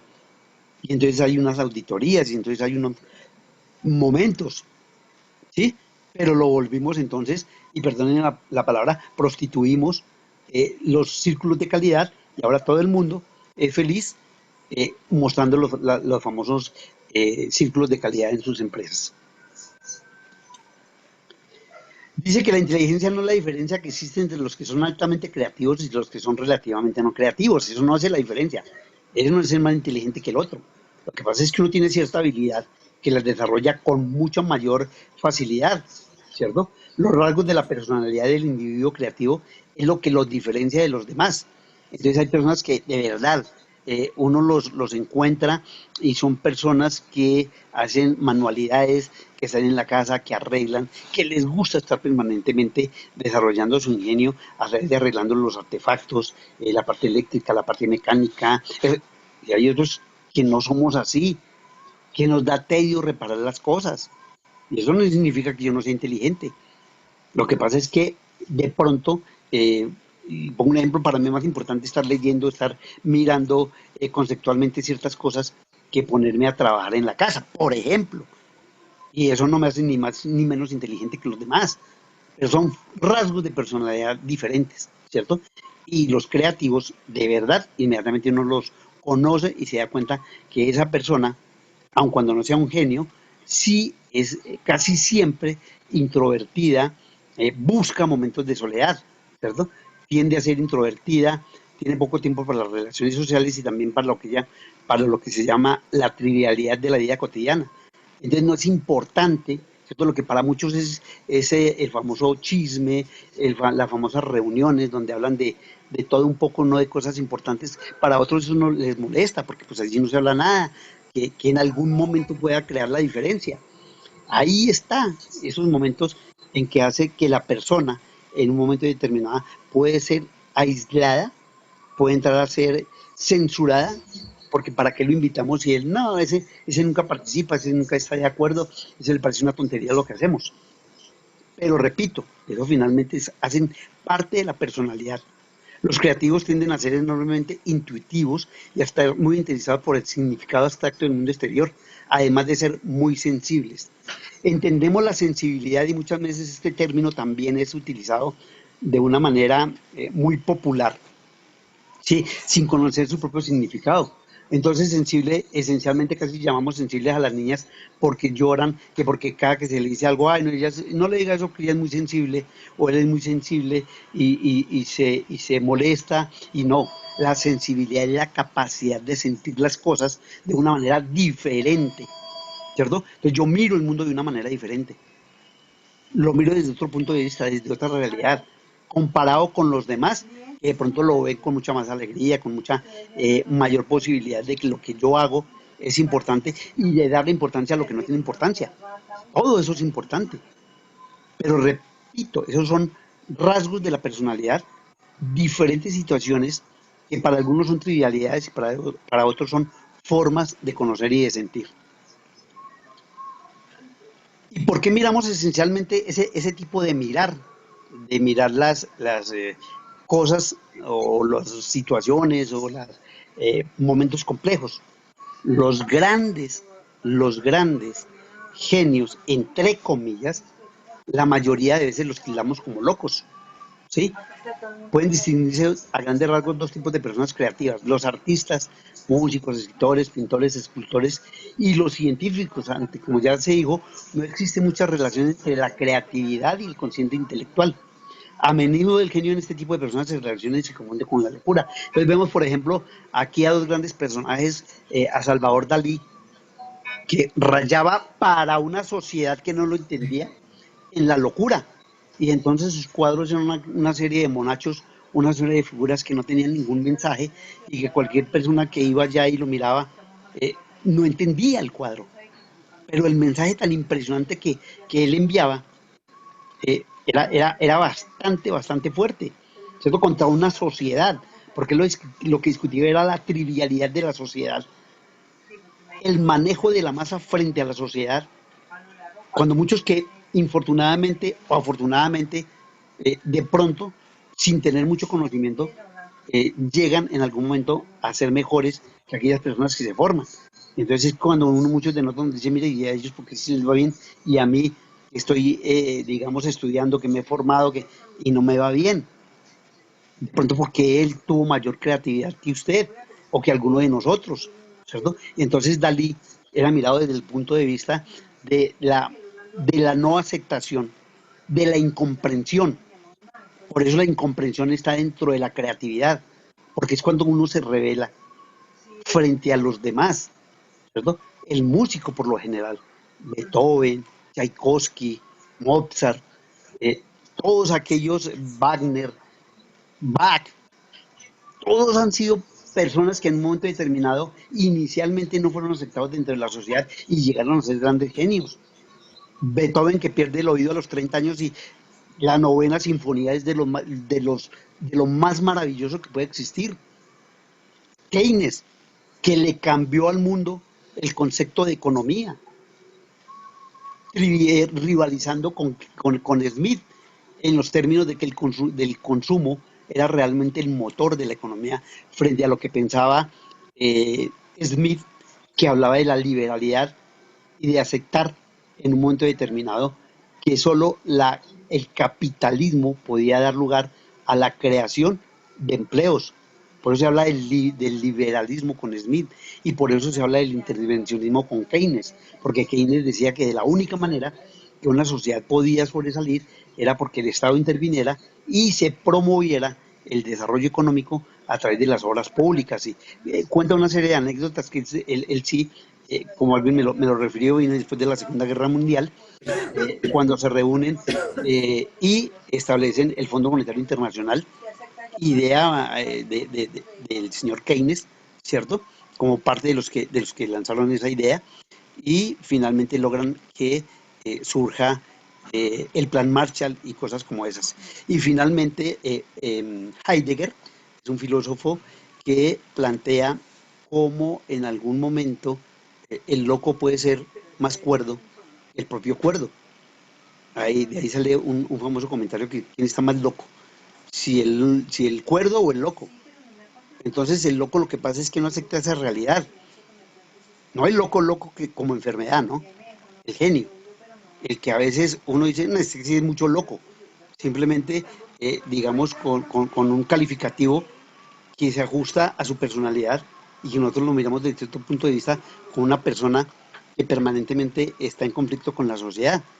No desde el punto de vista social, que no quiere, digamos, establecer o respetar más bien las normas de la sociedad, porque eso ya pasa a ser antisocial, es diferente de la social. La social es el que no le gustan las reuniones, el que no le gusta compartir muchas veces, pero que cuando uno lo escucha, cuando uno lo oye, cuando uno entra a conversar con él, es una persona con una capacidad, con un conocimiento, con una formación, que uno a veces se sorprende, ¿cierto? Entonces dense cuenta cómo los rasgos de las personas creativas es diferente al común, al ser normal, a la persona normal, porque nosotros terminamos sencillamente formándonos en esa palabra que es muy utilizada en el día de hoy también desde la sociología, con el estado de confort, con que no me molesten, con que yo estoy tranquilo, con que a mí para qué voy a pensar si existo o no existo, a mí qué me interesa, ¿cierto? Entonces busco más bien cosas más rutinarias, cosas más cotidianas y me siento tranquilo. Esa creatividad ha permitido en un momento determinado, eh, por ejemplo, eh, la generalización de la electricidad, que primero nació solamente para la parte de las casas, de los lugares, las moradas, ¿cierto? Y luego se generalizó, se llevó a la industria, se llevó a los transportes, en fin, eso se volvió un invento que permitió que el mundo avanzara. El automóvil, pues ni cómo decirlo, ¿cierto? Les hablaba cómo Ford transformó un proceso, más no fue el inventor del automóvil. El avión, ¿quién creía que Da Vinci cuando hizo un dibujo de un avión, ¿cierto? Ese iba a ser real. Y finalmente con el término de los 50, 100 años más adelante ya se inventaría el avión. La red de agua corriente, los romanos fueron los primeros que en algún momento establecieron redes de agua corriente y ahora vemos nuestros acueductos, bien o mal, regular o no, pero que llevan el agua hasta lugares totalmente inhóspitos, en sitios donde uno dice, pero ¿cómo hace para que el agua suba a lugares, por ejemplo, muy altos, en el caso de Bogotá, donde digamos que la tecnología y la ingeniería como tal logra que esa agua se lleve?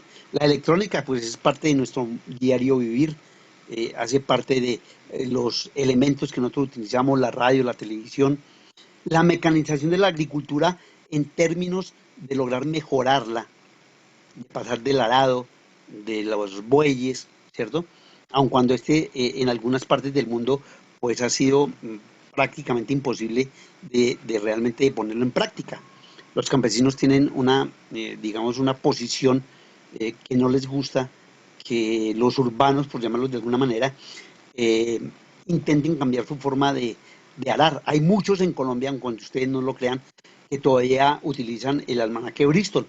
El almanaque Bristol es un librito pequeñito que sale los primeros días del año en los campos para que el campesino sepa cuándo hay cambio de luna. Recuerden que la agricultura se basa mucho en la situación del clima, de la luna, del cuarto menguante, del cuarto creciente, y allí están. Y entonces ese almanaque Bristol les permite al campesino determinar cómo van a ser sus cosechas. Y si va, por ejemplo, alguien de la ciudad a decirle, no, mire, porque usted no hace esto, entonces a veces ellos se rebelan y no aceptan fácilmente esos cambios en su posición y en su forma de pensar.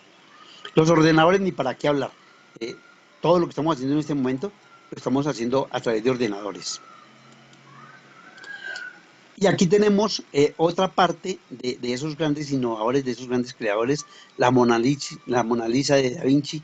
Aquí está con el cuerpo humano, que fue una de sus grandes creaciones y que impulsó el desarrollo de la anatomía, ¿cierto?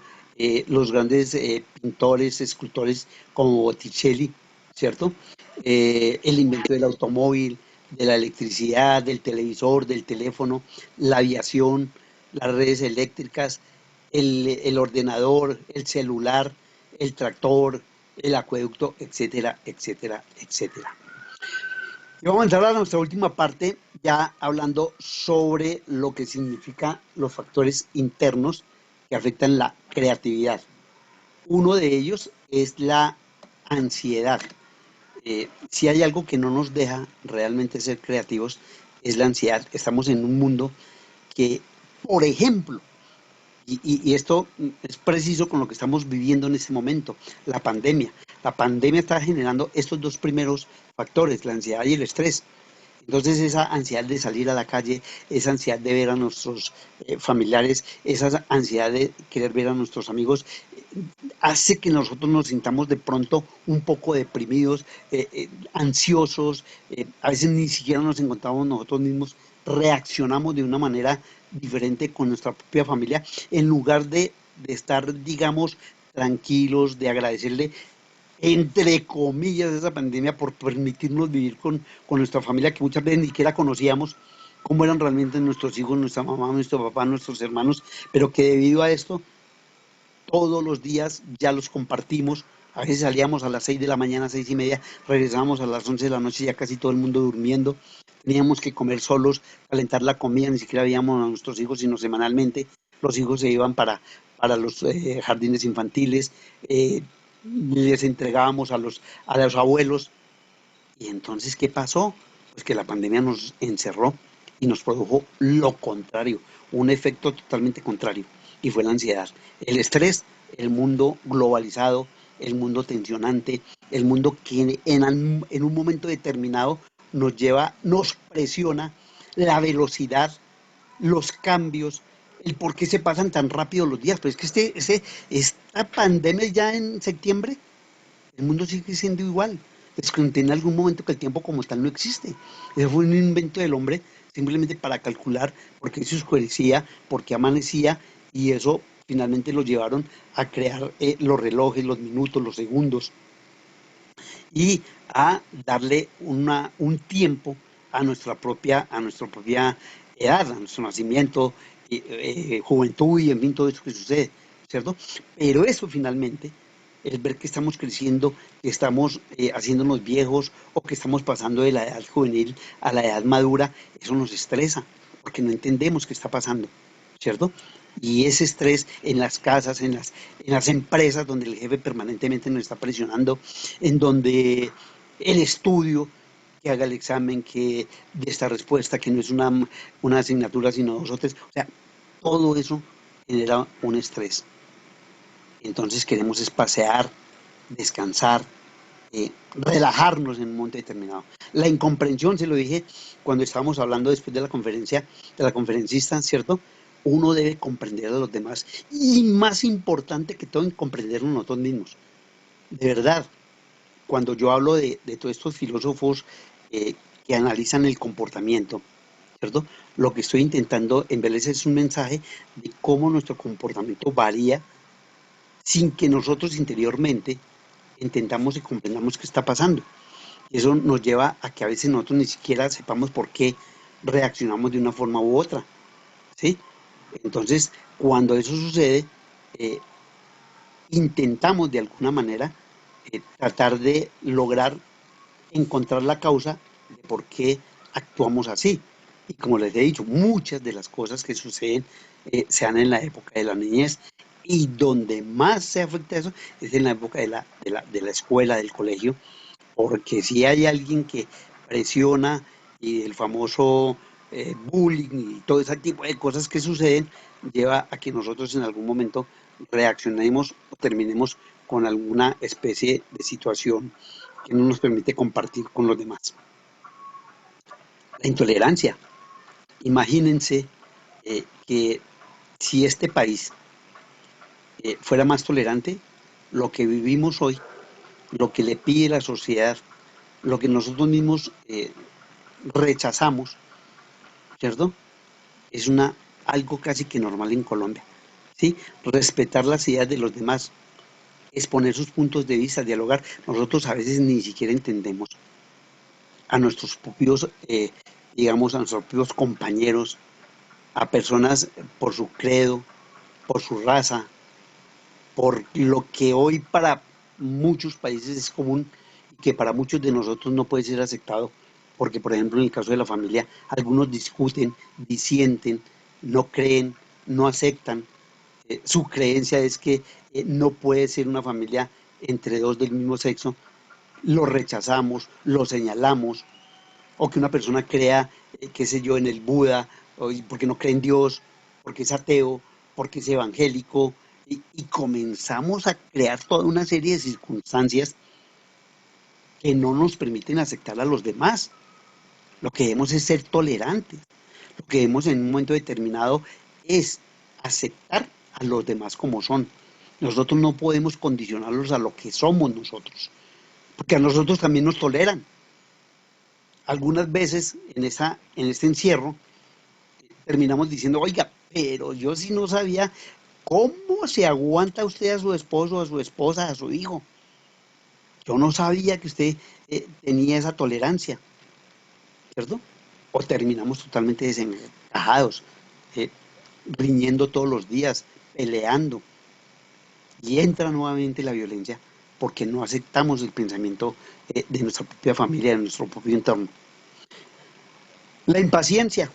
Esto ya ha sido muy comentado, la especie de, o no la especie, sino lo que llamamos la inteligencia emocional, como un concepto que nos lleva a que controlemos nuestras propias emociones, a que no nos dejemos llevar por momentos de reacción simplemente porque consideramos que nosotros somos así. Entonces es que yo soy así y a mí se me sale el prieto y cuando se me sale el prieto yo no respondo. Y es que a mí nadie me dice, ¿cómo así? Eso no es una respuesta, eso no es una respuesta madura, ¿cierto?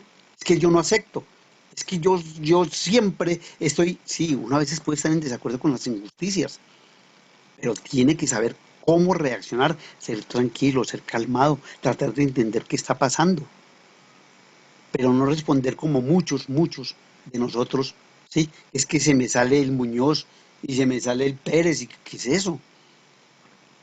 O sea, que su reacción intolerante, impaciente y agresiva tiene que ser soportada por los demás porque es que usted es así. Entonces usted no acepta que los demás de alguna manera traten de establecer una relación con usted o traten de hacerle comprender algo porque es que usted es así y usted reacciona de esa manera. No, eso es algo que tenemos que replantear desde nosotros mismos. Ojo lo que estoy diciendo, desde nosotros mismos. Eso no es culpa de la sociedad. Es culpa de la sociedad que yo permanentemente esté pensando en que mi reacción agresiva sea el resultado de un temperamento y de una agresividad que yo mismo no controlo. Entonces allí está ese momento de impaciencia. El miedo que les dije en algún momento, ¿cierto? Ese miedo nace desde muy joven y está infortunadamente, digamos, creado, se construye desde el momento de los padres y el momento de la escuela. Los padres, que algunos padres, creo que ya muy pocos, que generan miedo porque ellos lo consideran que eso es respeto y que para que lo respeten deben infundir miedo, temor. Y entonces el hijo nunca les dice nada por miedo a que lo castiguen o nunca plantea algo diferente porque el único que tiene la razón es el padre. Porque es que aquí mando yo y solamente aquí se hace lo que yo digo y si no le gusta, ahí tiene la puerta para que se vaya. Mientras usted viva acá, usted hace lo que yo diga. Y entonces yo no puedo decir nada porque inmediatamente mi padre, mi madre, o qué sé yo, alguna persona me está diciendo que no tengo derecho a expresar lo que siento, ¿cierto? Entonces, lo que debe hacer es dejar el temor a un lado, enfrentarlo, enfrentar los miedos, asumirlos. Es que me da miedo, en algún momento creo que uno de ustedes expresaba, llevar mis poemas, mis escritos, mis dibujos. ¿Por qué? Al contrario, ahí debe entrar a mirar si es tan valioso lo que usted está haciendo. Yo no tengo por qué tener miedo. Es que quién sabe qué dirán, que yo hago el ridículo, que se van a burlar de mí, que los demás qué van a pensar. Ese es el problema de ellos. Mientras yo esté seguro, mientras yo me sienta bien, mientras definitivamente lo que yo hago lo valoro, mientras mi autoestima sea elevada, yo no tengo por qué estar pensando en los demás y asumir que lo que ellos dicen importa independientemente de que sean cosas que definitivamente una sociedad va a castigar, porque ahí sí tengo que aceptar que la sociedad no me va a entender cuando yo estoy rompiendo con las normas o cuando estoy haciendo cosas que definitivamente van en contra de la propia sociedad. La depresión, cuando hablábamos de la ansiedad, cuando hablábamos de la impaciencia, eso es algo que también está sucediendo mucho y que ha venido a reflejarse en la época de pandemia, ¿no? Entonces es un estado de ánimo que infortunadamente es una situación de carácter mental que nos causa la ansiedad, de pronto esa impaciencia, de pronto no sentirme tranquilo, cómodo, una sociedad que no la entiendo, esa violencia permanente, esa situación de agresividad, esa situación de mi propio entorno que en algún momento no me deja tranquilo, que me obliga a hacer cosas que yo no quiero, simplemente o porque soy empleado o porque dependo de alguien. Y entonces, digamos que anteriormente, aquí tengo que volver a Freud, ¿cierto? En el estado de cuando él inició sus estudios, sus análisis, comenzó con la mujer, ¿cierto? En el análisis de la depresión, se dio una oleada impresionante en Europa de depresión. Eh, entonces, esas niñas, esas señoras, esas personas, se agredían a sí mismas, ¿cierto? Y lo que hace Freud es tratar de entender por qué ese comportamiento, por qué esa situación de sentirse incapaces, impotentes, por qué esa histeria, ¿sí? Entonces nosotros decimos, es que es histérico. Y le decimos a un muchacho o a un señor que es histérico, cuando la histeria viene del latín hister, que significa de las mujeres, donde están los niños, se me olvidó, este momento se me escapó. El hister es donde van los, se me olvidó, bueno, ahora más adelante me acuerdo de él, ¿cierto? De ahí nace la histeria. El útero, hister viene de útero y se utiliza para decir que una persona es histérica, porque lo asociaba, Freud asociaba casi todos los males de la mujer en frustraciones de carácter sexual.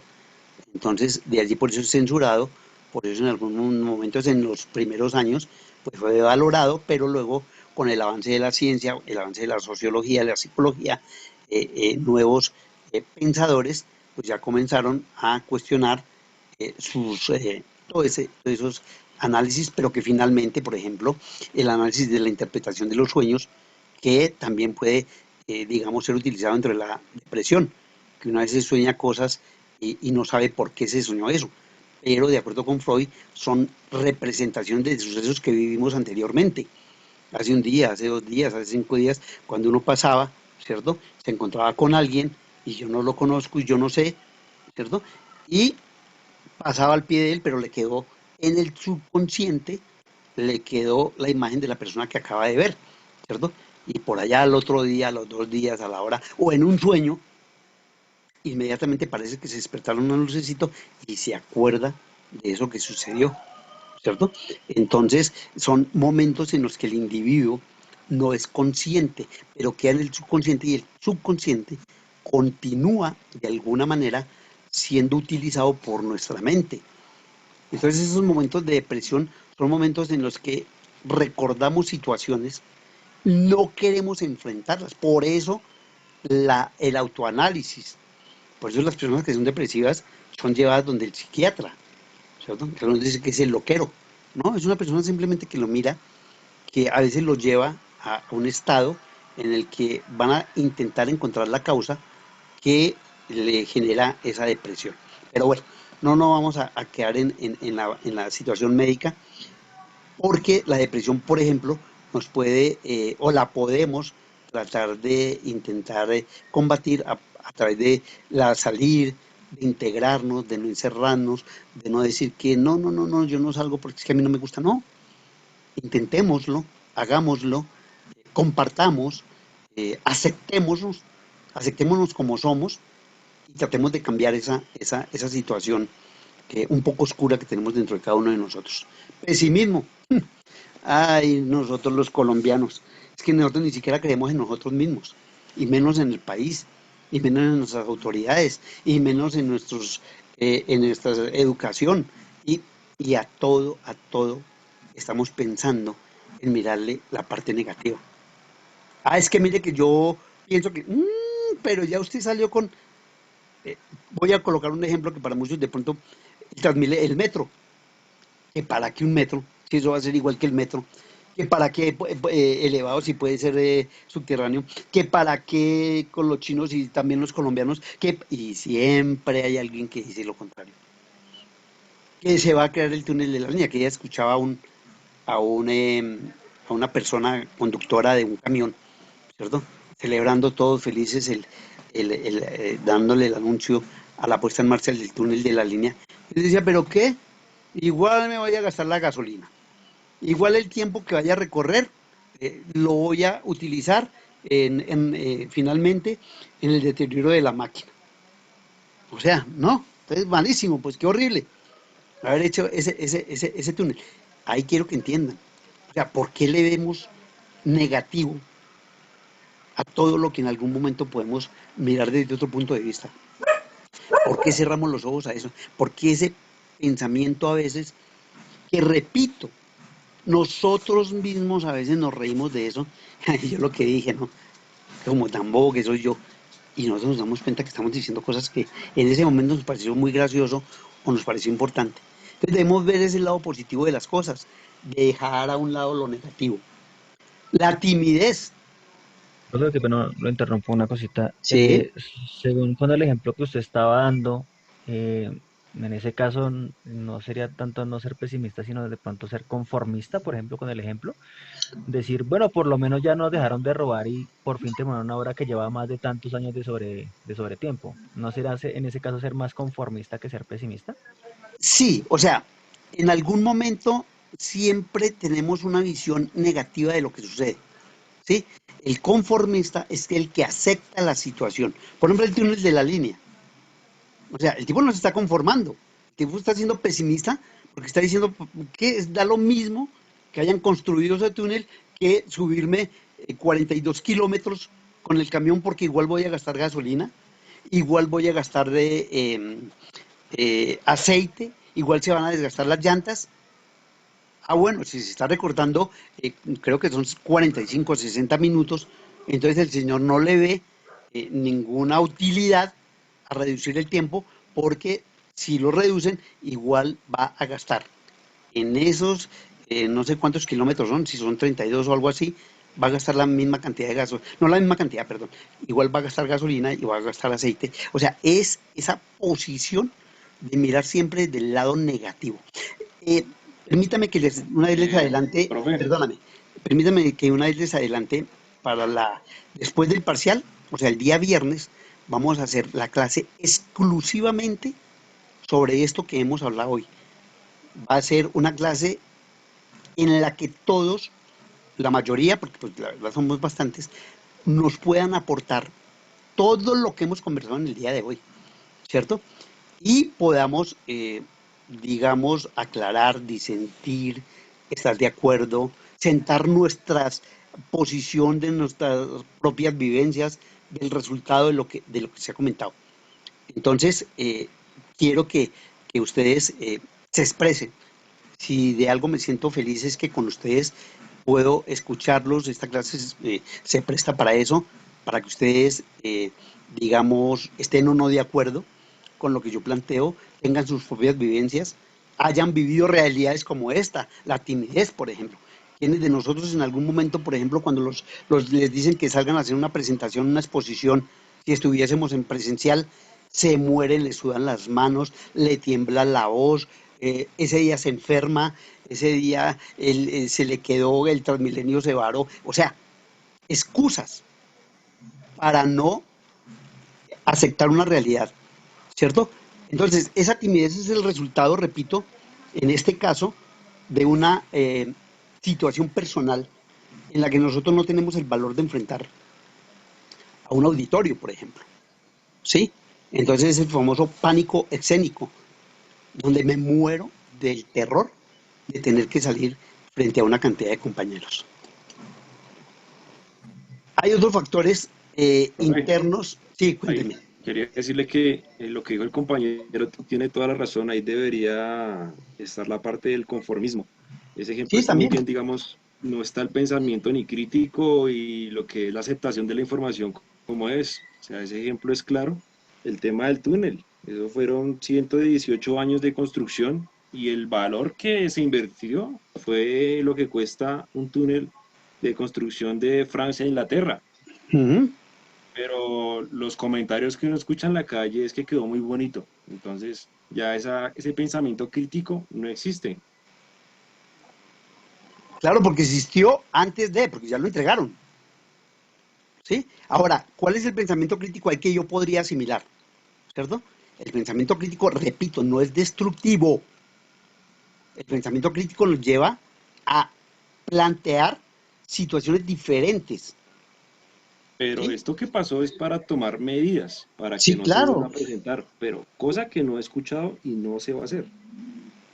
Es decir, o sea, vuelvo y repito, o sea, quiero que todos hablemos y hablemos de todo esto con, con una posición en la que ustedes, digamos, cada uno pueda traernos una vivencia, una realidad. Eso que se está diciendo lo puede digamos, decir el día viernes, diciendo, oiga, mire, pero a mí el túnel de la línea, con todos los errores que se cometieron, que fueron 11 años, más por cuestiones de carácter de corrupción, una parte, y por la parte de la propia ingeniería, que a veces no tuvo en cuenta ciertas situaciones que no permitieron la entrega a tiempo. Fueron los 6 años y tardamos 11, fueron 5 años en los que no se dio avance en la obra, ¿cierto?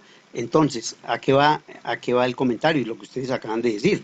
O sea, se critica el que el túnel de la línea haya demorado tanto, pero lo que se está criticando es el pensamiento del conductor, que dice que con o sin túnel, no el tiempo que duró haciéndose, pues que él le da lo mismo, porque él no se va a beneficiar de ese túnel porque se va a gastar la misma gasolina y el mismo aceite y el mismo desgaste de llantas. Sí, eso es, no es el, En eso no sí es el tiene tiempo, no razón, es la cantidad de que dinero. no, pues igual se ahorra son 50 minutos, eso no es mucho, la verdad. Ay, bueno, mi chinito, listo. Entonces aquí tenemos la rutina. Ah, algo que definitivamente nos mata todos los días hacer siendo lo mismo. El conformismo del que hablábamos en este momento. Mira que está separado de la situación en la que uno no está de acuerdo en la crítica, en la definitivamente ser una persona que no es positiva, sino que siempre le mira algo a las situaciones para no estar de acuerdo, ¿sí? Entonces ese conformismo es lo contrario.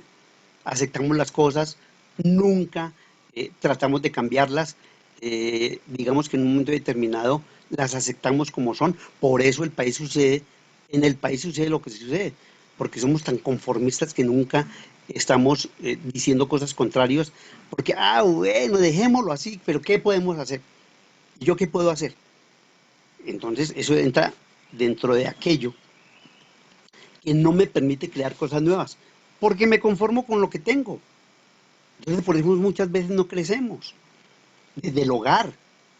A veces no, pues es que yo ya gano lo suficiente, con eso yo vivo bien, con eso puedo formar a mis hijos, y uno mismo se conforma con eso, cuando uno puede crecer mucho más, de pronto si quisiera, ¿cierto?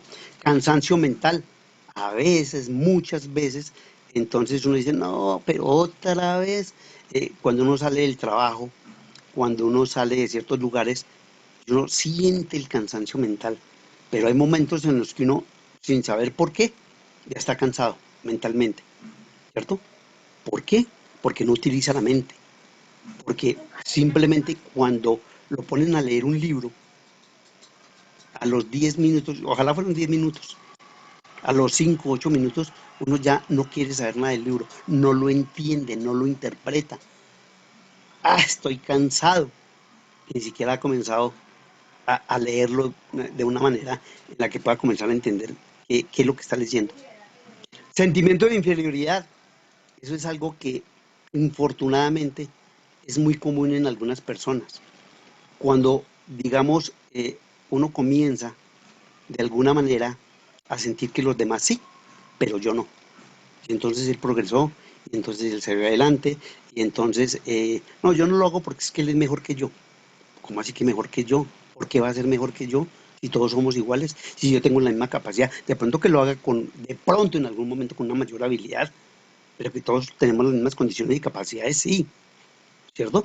Entonces ese sentimiento de inferioridad es lo que nos lleva en algún momento a tener miedo, ¿cierto? A sentirnos menos que los demás, a no creer que nosotros podemos alcanzar unas metas y unos propósitos, Porque no miremos a tal persona. Ahí es cuando, como planteaba Maslow, ¿cierto? En su pirámide, ese sentimiento de inferioridad nos lleva a que yo no tenga la suficiente autoestima, porque no me quiero, porque no siento que tenga los suficientes valores frente a los demás. Eso es lo que hace en un momento determinado que haya esa sensación de inferioridad. Miedo a la crítica, ya lo dijimos arriba con el miedo, ¿cierto? Que a veces no aceptamos que nos censuren, que nos critican, que nos digan, entonces prefiero no hacer nada, prefiero quedarme allí, porque los demás van a pensar que lo que yo hice no estaba bien. La pereza, digamos que muchas personas en algún momento no pueden o no quieren hacer las cosas porque su mente vive como adormilada, como que a todo momento está cansado, como que a veces no quiere realmente encontrarle un rumbo diferente a su vida. Hay otros factores en general, como no tener los objetivos claros ni definidos, la desorganización, que es importante. Muchos de nosotros a veces ni siquiera tenemos orden en la casa, todo está por allá regado y definitivamente no tenemos esa claridad en organizar las cosas.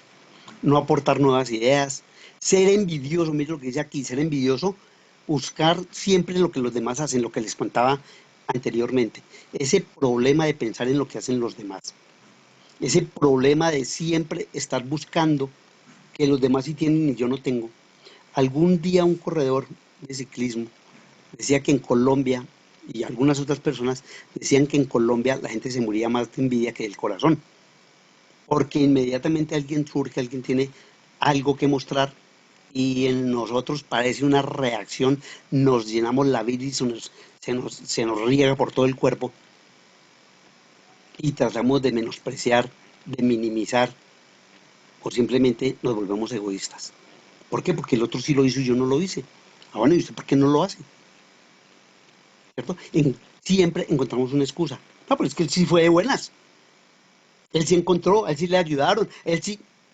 Y hasta llegamos a lanzar ideas en contra de la persona. Porque como no creemos que lo hizo por su capacidad, sino debido a otras circunstancias. Siempre crítica a los demás sin construir. Entonces, esa crítica permanente, ¿cierto? Esa crítica que encontramos frente a algunas situaciones son los que nos impiden ser creativos, ¿cierto? Eso no permite en un momento determinado que yo pueda mejorar las cosas, cambiarlas, construir algo nuevo. Yo siempre le digo a mi familia, a mis estudiantes, que lo más importante de la vida es construir. Uno no puede quedarse, por ejemplo, en la casa de sus padres, todavía tienen 30, 35 años y están allá, esperando que nunca han construido nada. Llegan a los 40, 42, 45 y jamás en la vida construyeron algo, lo más importante, desde siempre, desde que se tenga la posibilidad, desde que haya el momento exacto en el que uno quiera comenzar a construir, debe hacerlo, porque si no la vida se le pasa y cuando se dé cuenta, infortunadamente ya ha pasado el tiempo. Y resistirse al cambio. Eso sí que es algo que casi siempre sucede cuando hay esos factores que en algún momento nosotros no queremos que cambien. Hay otros factores externos que afectan a la creatividad, como los factores ambientales, ¿cierto? Los factores socioculturales, los perceptivos, los expresivos, los emocionales y los cognitivos. Eso bloquean la mente, eso no nos dejan, están por fuera de nosotros mismos, están por fuera de nuestro entorno, ¿cierto? Y entonces en un momento determinado, ¿qué sucede? Que esa parte externa me afecta a mí, ¿cierto? Y no dejan que yo sea creativo. Entonces, yo percibo que en algún momento esta sociedad definitivamente no quiere salir de su rutina. Yo miro, ¿cierto?, que nuestra cultura, en lugar de estar mejorando, está cayendo y se vienen los ejemplos, y como antes era así y ahora no, y las generaciones y cosas, y siempre encuentro algo en qué apoyarme para no ser creativo, ¿cierto? Y tenemos 7 características de la creatividad. Una, y ya los he comentado anteriormente, fue lo primero creo que les comenté, la curiosidad. El niño formula preguntas de manera persistente y deliberada. Siempre está preguntando, nosotros debemos darle esa posibilidad al niño. Responderle, nosotros no podemos ocultarles o engañarlos o decirles como sucedía en la época antigua. ¿De dónde vienen los niños? De París. ¿Cómo nacen los niños? Los trae una cigüeña. Absurdo, tonto. Cuando un niño nos pregunta sobre cosas sexuales, y yo inmediatamente me pongo colorado o le digo cosas que no son ciertas o trato de evitarles responder. ¿Por qué?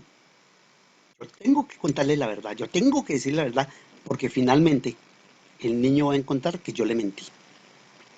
¿Cierto? Entonces, uno debe ser claro, sincero con el niño, si yo quiero que ese niño más adelante sea una persona creativa. La flexibilidad, también lo hemos comentado, uno tiene que ser flexible. Inmediatamente algo no me sale, yo tengo que buscar otra manera diferente. Cambiar, tener esa flexibilidad para cambiar, para buscar otro entorno, para buscar otra respuesta, para no quedarme y simplemente lamentarme de que no me salió. Es la famosa resiliencia. La resiliencia dice, usted se cayó, pero levántese. Usted no puede quedarse ahí. ¿Que sufrió mucho? Sí. Y la vida a veces es trágica. Pero ¿cuántas personas hemos visto con esa capacidad de volver a salir adelante? ¿Cuántos han fracasado en alguna situación de negocio, en algo, en el sentido amoroso, lo que ustedes quieran? Pero se levantan y salen y siempre, casi siempre, les va mejor. Sensibilidad de los problemas, ya lo hemos dicho. Tenemos que mirar los problemas desde nuestro punto de vista. La redefinición, la conciencia de sí mismo. Yo tengo que ser claro conmigo mismo. Tengo que entenderme, tengo que saber que cuando tomo una decisión, lo hice porque quise, porque tengo conciencia, porque creo que lo que yo hago está bien y no espero tener a alguien en quien excusarme. Que voy a hacer un negocio. No. Espere, le consulto a mi mamá, a mi papá, a mi abuelo, a mi amigo, a mi novia, a mi esposa. Y cuando algo me sale mal, sí se da cuenta porque usted fue la que me dijo eso. Y no asume su responsabilidad. No tiene conciencia de que él mismo fue quien finalmente tomó su idea. Y que a alguien le pudo haber dicho algo, pero quien tomó la decisión fue usted. La originalidad. Le dije, nosotros no somos originales. La mayoría de veces nosotros nos copiamos de algo que ya está y comenzamos a aplicarlo como si fuera nuestro. Y esa capacidad de percepción, que eso nos da una especie de valor ante los demás. Ya para terminar, y antes de presentar el video, quiero repetirles lo siguiente. Por favor, para todos, mañana es el parcial. No tenemos clase, de 8 a 10 de la noche. Ustedes entran a su plataforma, allí está su cuestionario. Les dije, hay unas condiciones en las que la pregunta no se repite, no se devuelve. Ustedes abren la primera y ya tienen que contestarla. Son 15 preguntas, muy fáciles de todo esto que hemos visto hoy. Por decir algo, ¿qué es la... ¿qué es la... a ver lo que vimos acá atrás, esperen un segundo a ver. Por ejemplo, ¿qué es la rutina? ¿Qué es el conformismo? Por ejemplo, entonces ahí sale la rutina, es tal cosa de lo que hemos hablado. Entonces no son preguntas que necesiten un análisis y necesiten que ustedes tengan diferentes, haber visto diferentes libros. No, es lo que hemos visto, es lo que hemos analizado, lo que hemos pensado, lo que hemos escuchado. Y el día viernes, todo lo que vimos en esta última clase, especialmente, pueden incluso hablar sobre el anterior, sobre la innovación, qué es lo que nos ha permitido o ser creativos, o tener vivencias, porque a veces somos tímidos, porque nos da miedo, digamos, enfrentar situaciones, ¿por qué? Porque siempre hay un porqué. Entonces quiero escucharlos y ustedes simplemente me cuentan. Y todos de alguna manera vamos a participar a dar nuestros puntos de vista, porque no todos podemos estar de acuerdo en lo que se dice, y a formular eso.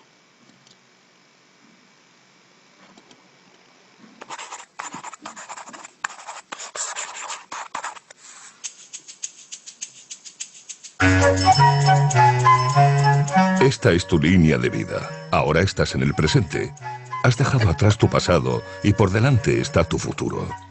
Si te preguntas a ti mismo cómo quieres que sea tu futuro, es fácil que tu respuesta sea, no lo sé, no tengo ni idea. Lo que sí sé es lo que no quiero que me ocurra. Lo normal es que sepas decir lo que te gusta y lo que no te gusta de tu presente. Y si te paras a pensarlo, te des cuenta también de lo que te gustó y de lo que no te gustó de tu pasado. Sin embargo, es más que probable que la incógnita sobre lo que deseas para tu futuro permanezca. En general, desde pequeños nos enseñan multitud de conocimientos, pero no nos enseñan a confiar en nosotros mismos. Creer en ti y tener claro lo que quieres puede ser tildado por muchos de prepotencia. Hijo, lo que hay que hacer es trabajar duro, sacrificarse y aceptar tu destino. Soñar despierto es una pérdida de tiempo. Tampoco faltará quien te recuerde que eso es como el cuento de la lechera. Curiosa fábula que alguien debió inventar para que los demás dejaran de soñar. Una pena, porque en realidad la forma de conseguir tu meta es soñar con lo que quieres, ponerle fecha de caducidad a tu sueño y luego trabajar para alcanzarlo.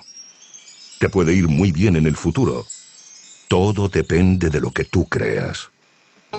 Lo primero que debes hacer es tomar conciencia de algunos sencillos conceptos, entenderlos y ponerlos en práctica. Empecemos por el concepto de zona de confort. Esta es la zona metafórica en la que estás cuando te mueves en un entorno que dominas. En ella las cosas te resultan conocidas y cómodas, sean estas agradables o no. Por ejemplo, estar atascado todos los días en el tráfico es estar dentro de tu zona de confort, porque es lo que conoces. Que tu jefe te machaque en la oficina es zona de confort, porque es lo que conoces. Que disfrutes o pelees con tu pareja es zona de confort, porque es lo que conoces. Tus hábitos, tus rutinas, tus habilidades, tus conocimientos, tus actitudes y tus comportamientos son también parte de tu zona de confort. Alrededor de tu zona de confort está tu zona de aprendizaje. Esta es la zona a la que sales para ampliar tu visión del mundo. Y lo haces cuando aprendes nuevos idiomas, viajas a países desconocidos, tienes nuevas sensaciones, enriqueces tus puntos de vista, modificas tus hábitos, conoces otras culturas o te encuentras con nuevos clientes. Es la zona donde observar, experimentar, comparar, aprender. Hay personas a las que esto les apasiona y por ello frecuentan su zona de aprendizaje. En cambio, a otras les asusta y para evitarlo se mueven únicamente dentro de su zona de confort. Salir de ella lo consideran un peligro. Más allá de tu zona de aprendizaje está la que llamamos la zona de pánico o la zona de no experiencia. Aquellos que no quieren que la transites, que suelen ser los que nunca salen, dicen que es la zona en la que pueden ocurrirte cosas gravísimas.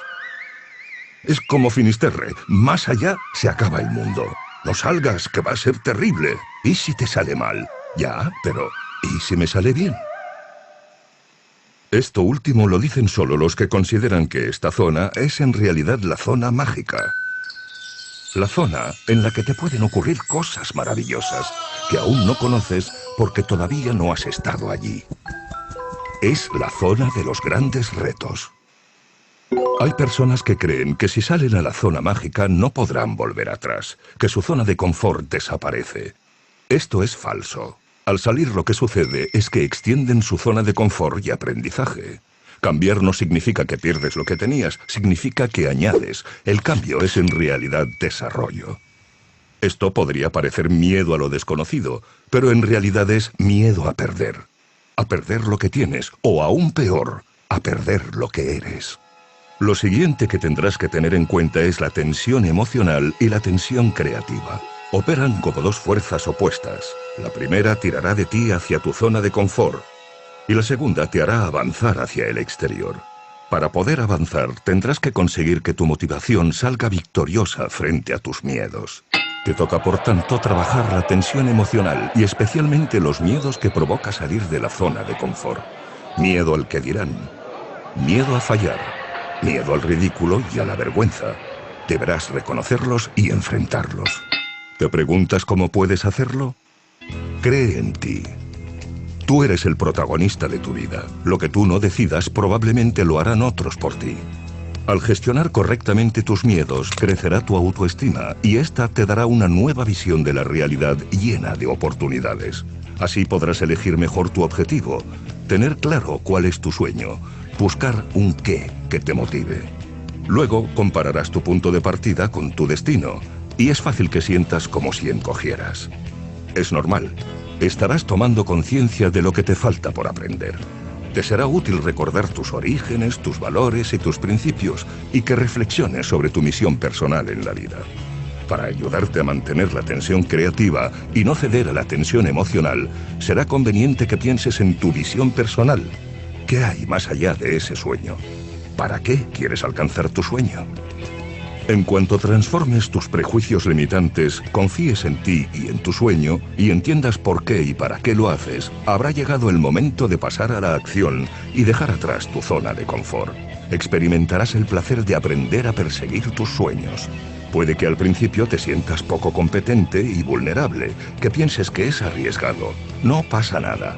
Eres humano y no lo sabes todo. Estás aprendiendo. Enhorabuena. Estás avanzando hacia tu sueño. Lo que te falta para comenzar a recuperar tu sensación de competencia es volver a tu zona de confort, a por los recursos personales que sin duda tienes y que con las prisas olvidaste utilizar. Coge los necesarios. Ten paciencia con tu preparación, confianza en tu objetivo. Prepara bien tu estrategia. Sé perseverante y positivo. Y antes de lo que te imaginas, tu sueño se habrá hecho realidad. ¿Te atreves a soñar?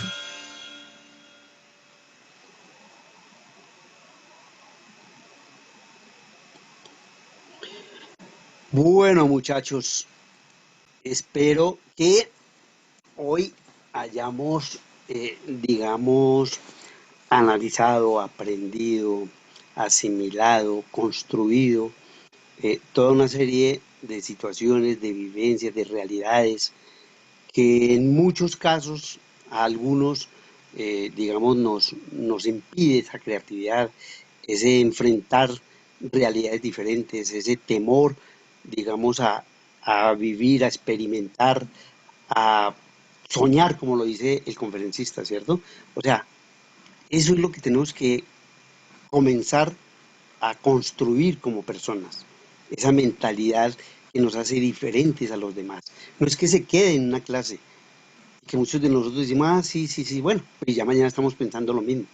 No, la idea es que finalmente podamos entender cómo en un momento determinado cada uno de nosotros puede valorarse, hacer creer su autoestima y soñar y cumplir con esos sueños, construirlos.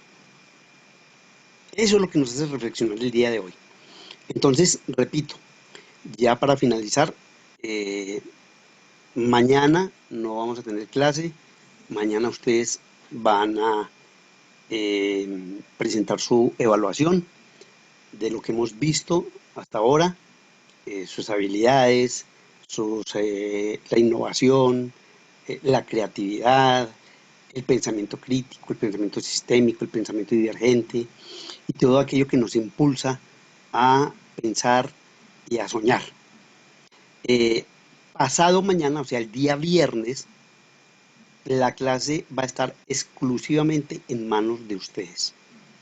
Ustedes tienen que aportar, participar, hacernos vivir parte de su realidad, parte de su sueño, parte de sus frustraciones incluso, ¿cierto? Si tienen la posibilidad alguno, de pronto, de expresarse a través de una diapositiva, de algo que nos pueda enseñar cómo vivimos nuestra realidad, pues entonces bienvenido sea. Les agradezco y espero que mañana les vaya excelente y que el viernes nos encontremos para comenzar a conocer nuevamente parte de sus vivencias. Buenas noches, muchas gracias.